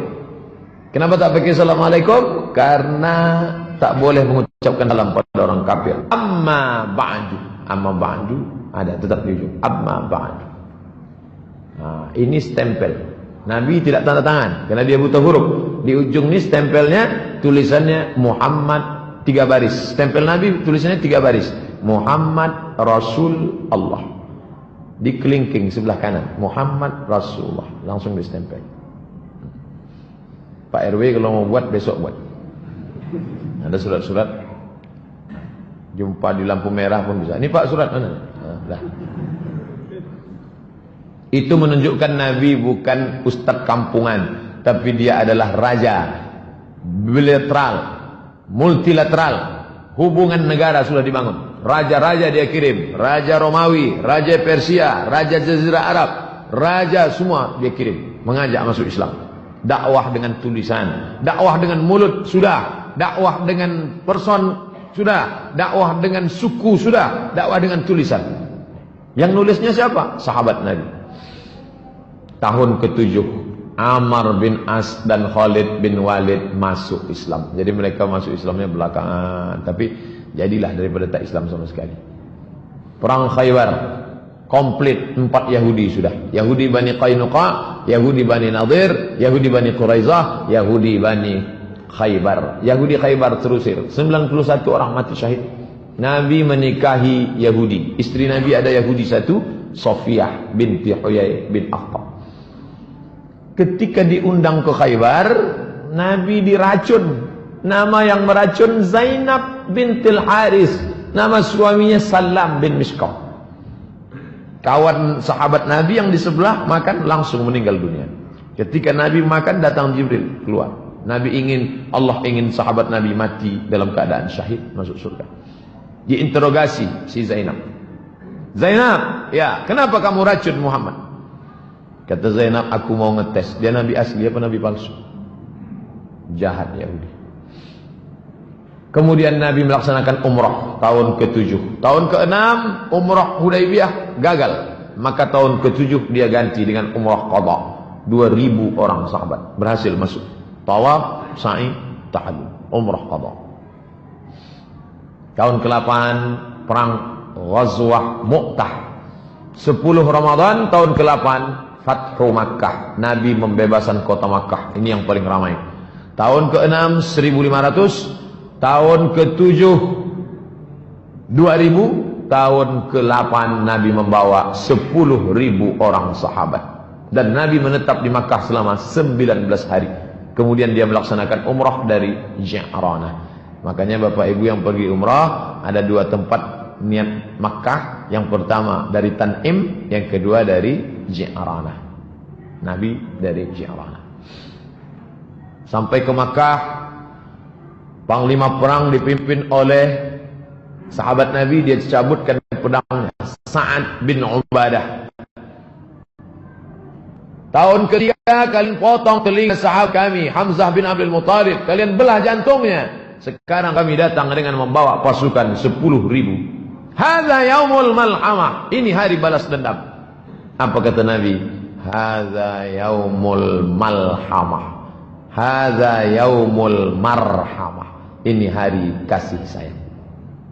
Jadi jangan bayangkan Nabi datang membawa 10.000 pasukan lalu melampiaskan dendam kesumat. Tak ada. Nabi hanya menghancurkan berhala-berhala. Lata, Uzza, Manat, Hubal, Jibti, Taghut, Naham, hancur semuanya. Dan setelah Ka'bah bersih, Bilal naik ke atas Ka'bah. Naik Bilal ke atas, azan. Bilal yang dulu diejek, Nabi ingin menunjukkan, dulu kalian mengejek Bilal, dulu kalian menjemur Bilal. Ini dia orangnya. Bilal mengumandangkan azan di atas. Ketika mereka melihat Bilal, apa kata orang kafir musyrik? Berbisik, untung ayahku sudah mati sehingga tidak melihat burung gagak azan. Bilal hitam. Kenapa yang hitam itu? Kenapa yang tidak diajaknya Ali? Kenapa tak Ali yang azan? Kenapa tidak sahabat yang putih? Nabi ingin menunjukkan inilah Islam, tidak melihat warna kulit orang. Nabi mengangkat derajat sahabat dan menetap Nabi di sana selama 19 hari. Tahun ke-10 mulai, inilah naiknya. Puncak naiknya Islam tahun ke-8, bebas kota Makkah. Tahun ke-10, tahun utusan-utusan. 16 utusan-utusan. Ini diutus ke sini, diutus ke sini, diutus ke sini. Ali bin Abi Thalib diutus ke Najran. Karena orang sudah mulai gentar, takut. Sebagiannya beriman, sebagiannya masih bertahan. Tapi Nabi mengutus, maka disebut dengan Amul Wufud. Tahun ke-10 Haji Wada. Satu riwayat menyebut 114.000.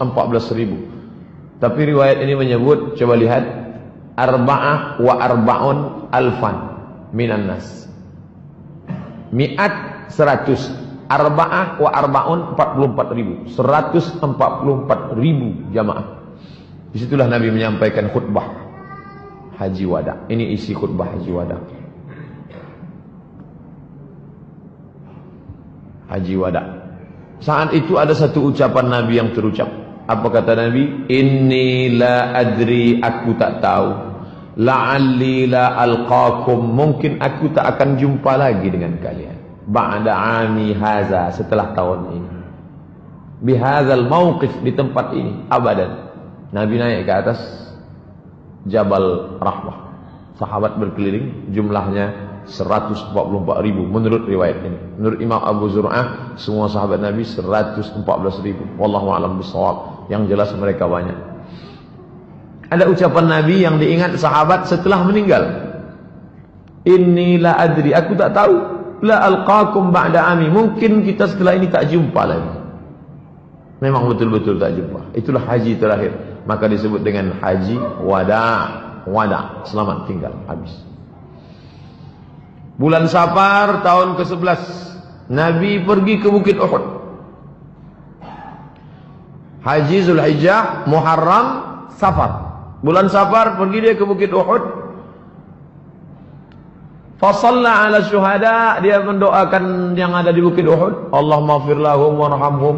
Kal muwaddi, seperti orang mau pergi jauh. Lil ahya, pada orang yang hidup dan yang mati. Seperti selamat tinggal ya, selamat tinggal. Tsumman sharafa ilal mimbar, setelah pulang dari Bukit Uhud, dia naik ke atas mimbar. Apa kata dia? Inni fardun lakum. Naik ke atas mimbar, aku siap memberikan syafaat untuk kamu kalian. Wa ana syahid, aku nanti akan menjadi saksi. Wa inni wallahi, saat dia di atas mimbar itu, nanti bapak, ibu, adik-adik yang pergi umrah tengok mimbar di mihrab Nabi, di sampingnya ada mimbar. Disitulah Nabi tegak. Apa kata Nabi? Wa inni, dan aku wallahi demi Allah, la anzur ila haudi, aku sekarang melihat telaga. Tak masuk akal. Dia kan sedang tegak di mimbar. Kata dia, aku sekarang sedang melihat telaga. Dia sedang berada dalam dua dimensi. Telaga padang mahsyar. Itulah yang disebut dengan telaga Muhammad. Siapa yang minum di situ tak akan haus untuk selamanya. Mudah-mudahan kita mendapatkannya insyaallah. Amin ya rabbal alamin. Wa inni u'titu mafatih khazainul ardh. Aku sudah diberikan kunci-kunci segala muka bumi ini. Mafatihul ardh. Wa inni wallahi ma akhafu alaikum an tusyriku ba'di. Aku tak khawatir kalian syirik. Aku tak pernah khawatir kalian syirik sesudah aku mati. Lalu yang dikhawatirkannya apa? Walakinni akhafu alaikum an tanafassu fiha. Yang aku khawatirkan adalah kalian memperebutkan dunia. Betul. Yang dia ucapkan ini bukan bohong, bukan dongeng. Kalian menguasai dunia. Islam menguasai dunia.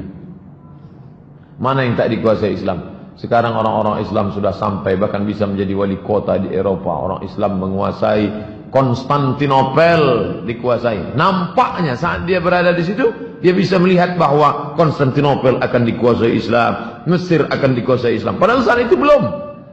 Aku sudah melihat kalian akan berkuasa. Aku tak takut kalian musyrik. Yang kukhawatirkan adalah kalian akan berebut dunia. Malamnya dia pergi ke Baqi, bulan Safar ini. Wa kharaja lailah, malamnya dia pergi ke Baqi, ini pemakaman Baqi. Apa kata dia? Assalamualaikum ya ahlal maqabir, liyahna lakum ma asbahtum fih. Assalamualaikum wahai penghuni kubur, semoga kalian merasakan lebih ringan daripada yang dirasakan orang lain. Fitnah-fitnah telah datang seperti sepotong malam yang gelap, yang akhirnya mengiringi yang awal, yang akhir nanti jauh lebih buruk daripada yang awal. Fitnah Abu Jahal, fitnah Abu Lahab, fitnah kafir, fitnah.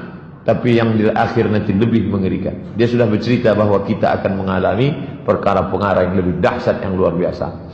Apa kata dia? Inna bikum lahiqun, insyaallah kami menyusul kamu.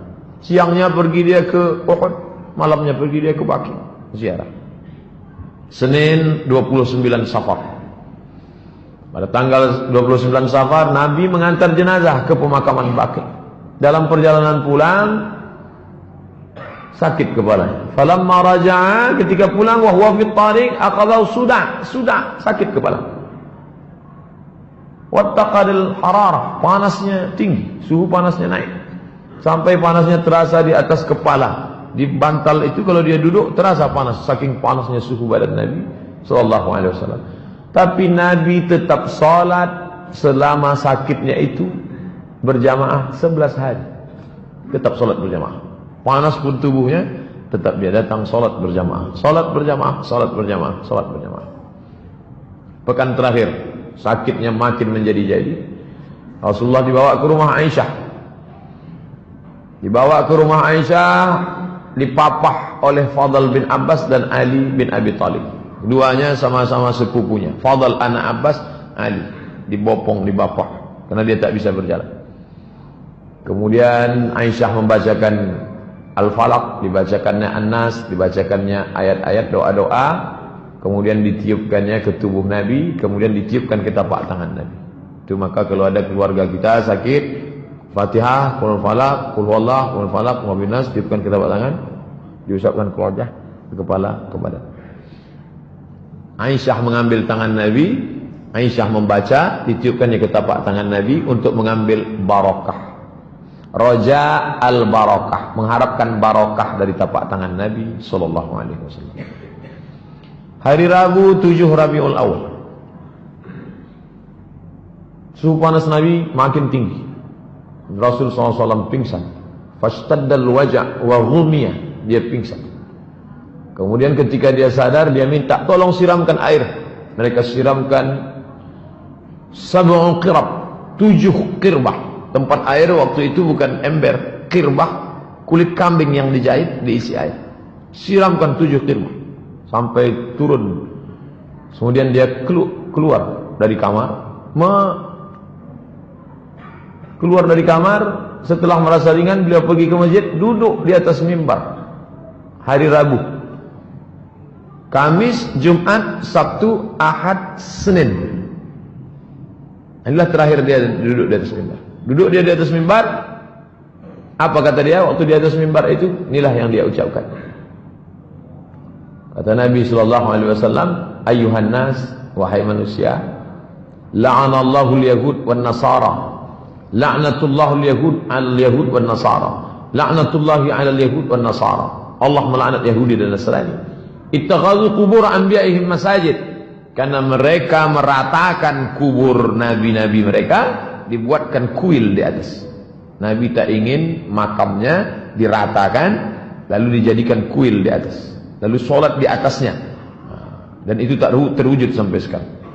Adapun yang sekarang makamnya dikasih tembok, tak ada satupun orang yang sujud di atas makam Nabi. Ini dalil yang melarang, tak boleh. Lalu apa kata Nabi? La tattakhidhu qabri wasanan yu'bad. Jangan kalian jadikan kuburku menjadi berhala yang disembah. Jangan kalian jadikan kuburku menjadi berhala yang disembah. Kemudian dia masih tetap di atas mimbar, masih hari Rabu itu. Apa kata Nabi? Man kuntu jaladtu lahu zahran. Siapa yang pundaknya pernah kucambuk. Sahabat sedang duduk semua, 5 hari lagi menjelang meninggal. Man kuntu jaladtu lahu zahran. Siapa yang pundaknya pernah kucambuk, fa hadza zahri, ini pundakku. Falyastaqit minhu, silakan cambuk. Wa man kuntu syatamtu lahu irdan. Siapa yang pernah tersinggung karena cakapku, kasar cakapku, tersinggung perasaannya, waktu aku mau mencambuk kuda, mau mencambuk unta, dia ada di balik, kena pundaknya, sakit, dia tersinggung, dia mau balas. Semua sahabat dia, tak ada satu pun membalas. Balaslah, ini harga diriku, balaslah. Tak ada yang balas. Kemudian Nabi turun dari mimbar, dia salat zuhur.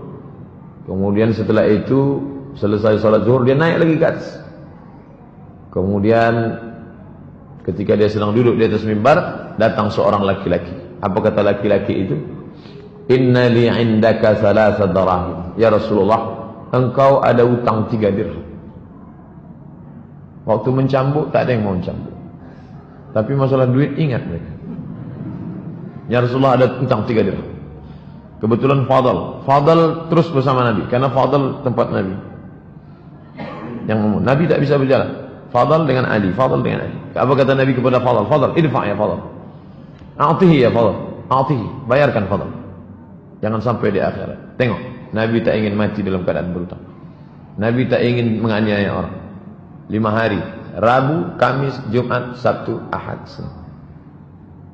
Kamis 7 Rabiul Awal. Nabi masih memimpin solat, sakit, panas, demam, tapi masih solat maghrib berjamaah. Waktu itu ayat yang dibacanya solat Al-Mursalat. Saat solat Isya, sakit makin keras. Beliau tak dapat keluar memimpin solat Isya. Habis maghrib, pulang ke rumah. Jarak dari mimbar Nabi ke rumah Nabi 22 meter. Karena dia di kamar Aisyah. 22 meter. Isya dia tak bisa datang.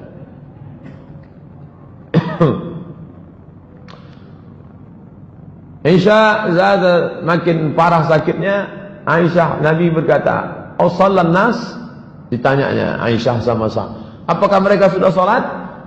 Kata sahabat, "Belum ya Rasulullah." Wa hum yantaziruna. Salat Isya waktu itu sahabat tak salat Isya. Mereka menunggu engkau ya Rasulullah. Da'u lima, tolong ambilkan air. Badannya lemas, dia minta ambilkan air. Mereka bawakan air, faghtasala, mandi dia. Dia mau pergi, tapi ketika mau pergi fa'ughmiya, pingsan.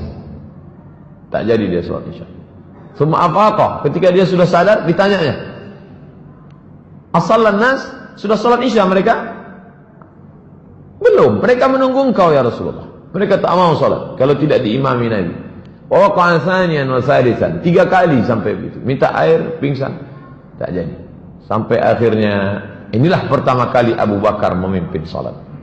Salat yang pertama kali dipimpin Abu Bakar adalah salat Isya.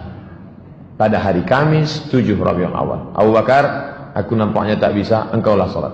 Tertunda lama salat Isya sampai tengah malam, maka Abu Bakarlah yang memimpin salat. Abu Bakar memimpin salat sebanyak 17 kali. Isya hari Kamis sampai subuh hari Senin. Karena Nabi meninggalnya duha menjelang zuhur. Kamis, Isya, Jumat, Sabtu, Ahad, Senin. Dihitung total 17 kali salat. Hari Sabtu 10 Rabiul Awal, Nabi mau keluar untuk salat zuhur. Tetap juga dia mau salat berjamaah. Ini salat berjamaah ini memang tak ada tawar menawar. Dari awal salat berjamaah. Padahal Abu Bakar sudah ditugaskannya, tetap juga dia datang. Falamma ra'ahu Abu Bakar salat zuhur, Hari Sabtu ketika Abu Bakar melihat Nabi datang, Abu Bakar ingin mundur ke depan, Nabi mengatakan tidak, tetap engkau Abu Bakar. Lalu kemudian Nabi mengatakan, ajlisani ila jambih, dudukkan aku di samping Abu Bakar. Tetap dia salat dan duduk di samping Abu Bakar Siddiq. Hari Sabtu. Hari Ahad. Rabu, Kamis, Jumat, Sabtu, Ahad. Hari Ahad 11 Rabiul Awal. Hari Ahad itu semua di budak-budak hamba saya dibebas ini. Bebas, bebas. Kalian bebas. Tak lagi jadi budak hari ini. Bebas. Kemudian ada uang dia 6 atau 7 dananir. 7 atau 6 atau 6 atau 7 dinar. Semua diberikannya ke kaum muslimin. Wa wahaba lil muslimin aslihatahu. Pedang, tombak, dia berikan semua. Semua senjata-senjata dia berikan semua. Baju besinya tak dia berikan, karena baju besinya tergadai di tangan orang Yahudi. Dia meminjam 30 sok gandum. 30 kali 3 kilo, 90 kilogram gandum. Masih ada utang Nabi SAW. Yang berperang dapat 100 miliar itu, kemana hartanya? Habis dia bagikan untuk pakai miskin. Nabi tidak miskin, Nabi tidak melarat. Nabi adalah orang kaya yang dermawan dan low profile. Subuh Senin tanggal 12 Rabiul Awal, Nabi tegak, lalu dia singkapkan tirai kamar. Di sini posisi imam, di sini posisi mimbar, di situ posisi kamar Nabi. Lalu Nabi membukakan tirai. Dia tengok kaum muslimin mau salat subuh. Kasyafa satra hujra Aisyah, dia buka tirai kamar Aisyah. Dia tengok mereka mau salat subuh. Summa tabassam, senyum dia. Senyum dia melihat salat subuh. Lalu kemudian mereka menyangka Nabi akan ikut salat bersama mereka. Karena mereka melihat Nabi tegak, nampaknya Nabi akan ikut salat. Tapi kemudian rupanya Rasul memberi aba-aba dengan tangannya pertanda lanjutkan salat kalian. Dia tak bisa tegak. Dia tak bisa untuk berjalan ikut salat. Dia solat di kamar. Lalu kemudian Rasul SAW balik menutup tirai. Subuh hari Senin Nabi tidak solat bersama sahabat, tapi dia solat di kamar Aisyah. Waktu duha Nabi memanggil Fatimah. Dia panggilnya Fatimah. Lalu kemudian dia berbisik di telinga Fatimah. Fatimah tersenyum. Bisiknya pertama Fatimah menangis. Bisiknya Fatimah tersenyum. Aisyah bertanya, apa yang dibisikkannya Fatimah? Sarani, tadi dia berbisik. Fa akhbarani, dia katakan anni awwalu ahlihi yattabi'u. Sarani, dia berbisik pertama kali annahu yuqbadu fi waj'ihi alladhi tufiya fihi. Kata dia, ini sakitku ini tak lama lagi wahai Fatimah, dan aku akan mati. Maka menangis Fatimah. Fa bakaitu, lalu aku menangis. Summa sarani, berbisik dia yang kedua kali. Dia beritahukan kepadaku, awwalu ahlihi, aku adalah orang pertama yang akan menyusul dia nanti. Cakapnya itu betul. Karena 6 bulan sesudah ini Fatimah pun meninggal. Jarak antara Nabi dengan Fatimah meninggal 6 bulan. Nanti setelah ini engkau yang akan menyusul. Fadhahiktu, aku pun tersenyum. Kemudian Nabi mengatakan, Fatimah sayyidatu nisa'il alamin. Fatimah, engkau adalah sayyidatu nisa'il alamin, pemimpin semua perempuan di dunia. Lalu kemudian Fatimah menengok Nabi sangat sakit. Maka Fatimah mengatakan, wa qarab abah, oh alangkah sakitnya ayahanda. Apa kata Nabi? Laisa ala abika qurabun ba'dal yaum. Setelah hari ini tak akan ada sakit lagi Fatimah. Ini hanya sakit yang terakhir Fatimah. Setelah ini tak ada sakit lagi. Kemudian Nabi memanggil Hasan, panggilnya Husain, faqabbalahuma, dipeluknya Husain, diciumnya Hasan, diciumnya Husain, wa awsa bihima khairan, sampaikannya berita pesan yang baik-baik, wa da'a azwajahu, kemudian dia sampaikan nasihat-nasihat yang baik-baik. Sakit Rasulullah SAW semakin parah. Lalu kemudian kata Nabi kepada Aisyah, apa kata dia? Ya Aisyah, wahai Aisyah, Ma'azalu ajidu alamat ta'am, terasa di dalam sakitnya makanan yang kumakan waktu di Khaybar. Ini dalil bahwa dia mati diracun. Yang meracunnya adalah Zainab, istri Salam bin Mishkam. Aisyah, aku merasakan sakitnya. Sampai hari ini kurasakan. Fahadha awan, inilah masanya. Wajadtu inqita'a abhuri, aku merasakan terputusnya urat disebabkan oleh racun itu. Terputus uratku disebabkan oleh racun itu. Lalu kemudian ditutupkan kain penutup ke wajah Nabi. Ketika dia pingsan, ditutup kain ke wajahnya. Ketika dia sadar, dibukakannya kain penutup itu.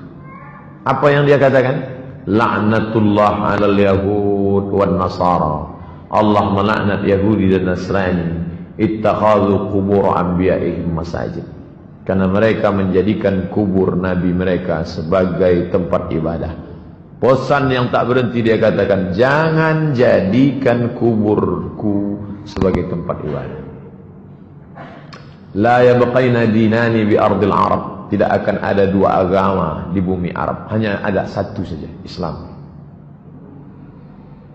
Terus dia ulang, apa kata dia? As-salah, as-salah, salat, salat. Jangan lupa kalian, salat, salat.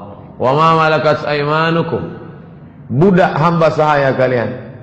Ada perempuan, ada laki-laki, jangan kalian aniaya, jangan kalian siksa. Kalau kalian sanggup seperti yang aku lakukan, bebaskan. Bebaskan. Karrara dzalika miraran, diulangnya beberapa kali. As-salah, as-salah. Jangan tinggalkan salat. Jangan tinggalkan salat. Wa ma malakat aymanukum. Menjelang siang, lewat waktu duha, panas matahari terik, menjelang siang. Senin 12 Rabiul Awal, datang Abdurrahman bin Abu Bakar masuk ke kamar membawa siwak. Abdurrahman masuk ke kamar membawa siwak. Lalu Aisyah melihat Nabi, matanya melihat siwak yang dibawa oleh Allah. Di situ Aisyah paham bahwa Nabi ingin bersiwak. Lalu kemudian Aisyah mengambil siwak itu. Siwak ini masih baru, belum berpakai, dilunakkannya ujungnya. Makanya Aisyah mengatakan air liur yang terakhir bertemu dengan air liur Nabi adalah air liurku. Maksud dia yang menggigit ujung itu, karena siwak kalau ujungnya kasar tak bisa dipakai. Dipakai Nabi. Lalu Nabi memakai siwak. Sunnah, Nabi ingin bersih, badannya bersih karena dia mandi, badannya bersih karena disirami air, tapi mulut dia mau bersih semuanya, menghadap Allah SWT. Alangkah indahnya mati dalam keadaan habis gosok gigi, habis mandi, habis berwudu, bersih. Lalu kemudian aku ambilkan untukmu ya Rasulullah. Rasulullah mengangguk kepala. Lalu kemudian Rasul bersiwak. Rasul memasukkan tangannya ke dalam mangkok berisi air. Diambil. Ada mangkok berisi air, dimasukkannya tangannya, diusapkannya ke wajah. Apa kata dia saat itu? La ilaha illallah, inna lil mauti sakarat. Tak ada Tuhan selain Allah. Inna lil mauti sakarat, sesungguhnya mati itu ada sakarat. Sakaratul maut yang sangat luar biasa. Inna lil mauti sakarat, inna lil mauti sakarat. Menjelang siang Senin 12 Rabiul Awal, selesai bersiwak, Rasulullah mengangkat tangannya ke atas. Tangannya menangkat ke atas, menunjuk ke atas. Setelah dia menunjuk ke atas, matanya menatap ke atap kamar. Diangkatnya tangannya ke atas, matanya menatap ke atap kamar, lalu bibirnya bergerak. Kata Aisyah, aku melihat bibirnya bergerak. Dia mengucapkan Ma'alladzina an'amta 'alaihim an-nabiyyin siddiqin. Ma'alladzina an'amta 'alaihim, bersama dengan orang yang kau berikan nikmat, minan nabiyyin, para nabi, as-siddiqin, orang yang siddiqin, wasyuhada, orang yang mati syahid, was-salihin, orang yang saleh. Allahumma firli, ampunkan aku ya Allah, warhamni, rahmati aku ya Allah, wa alhiqni bir rafiqil a'la. Ini yang diulangnya 3 kali. Allahumma rafiqil a'la, Allahumma rafiqil a'la, Allahumma rafiqil a'la. Waktu doa Senin, hari mulai manas 12 Rabiul Awal. Allahumma salli ala Sayyidina Muhammad wa alihi. Itulah yang dapat saya sampaikan. Mudah-mudahan ada manfaatnya, bisa kita ceritakan ke anak cucu kita tentang Nabi Muhammad sallallahu alaihi wasallam. Tapi yang saya sampaikan ini belumlah seberapa. Baca buku-buku yang lain. Beli kitab Ar-Rahiq Al-Maktum, beli kitab Sirah Nabi yang ditulis oleh Ibnu Katsir, beli kitab Sirah Nabi yang ditulis oleh Imam Ibnu Hisham, Ibnu Ishaq, karena kita tak akan cinta kalau tidak mengenal Nabi Muhammad. Maulid tak lain tak bukan adalah mengenalkan Nabi Muhammad sallallahu alaihi wasallam. Wassalamualaikum warahmatullahi wabarakatuh. Ala hadhihi niyyah al-Fatihah. A'udzu billahi minasy syaithanir rajim. Bismillahirrahmanirrahim. Alhamdulillahi rabbil alamin. Ar-Rahmanir Rahim. Maliki yaumiddin. Iyyaka na'budu wa iyyaka nasta'in. اهدنا الصراط المستقيم صراط الذين أنعمت عليهم غير المغضوب عليهم ولا الضالين. اللهم صل على سيدنا محمد صلاة تنجينا بها من جميع الأهوال والآفات وتقضي لنا بها جميع الحاجات وتطهرنا بها من جميع السيئات وترفعنا بها عندك على الدرجات وتبلغنا بها أقصى الغايات من جميع الخيرات في الحياة وبعد الممات. إنك سميع قريب مجيب الدعوات. ربنا هب لنا من الصالحين ربنا هب لنا من لدنك ذرية طيبة. اللهم اجعلنا من أمة سيدنا محمد صلى الله عليه وسلم. Jadikan sebagai umat Muhammad sallallahu alaihi wasallam. Allahumma ijma' bainana wa bain nabiyika Muhammad sallallahu alaihi wasallam. Satukan kami dengan nabi kami Nabi Muhammad sallallahu alaihi wasallam. Rabbana atina fid dunya hasanah وفي الآخرة حسنة وقنا عذاب النار وصلى الله على سيدنا محمد وعلى آله وصحبه وسلم والحمد لله رب العالمين. تقبل الله منكم منا ومنكم تقبل يا كريم.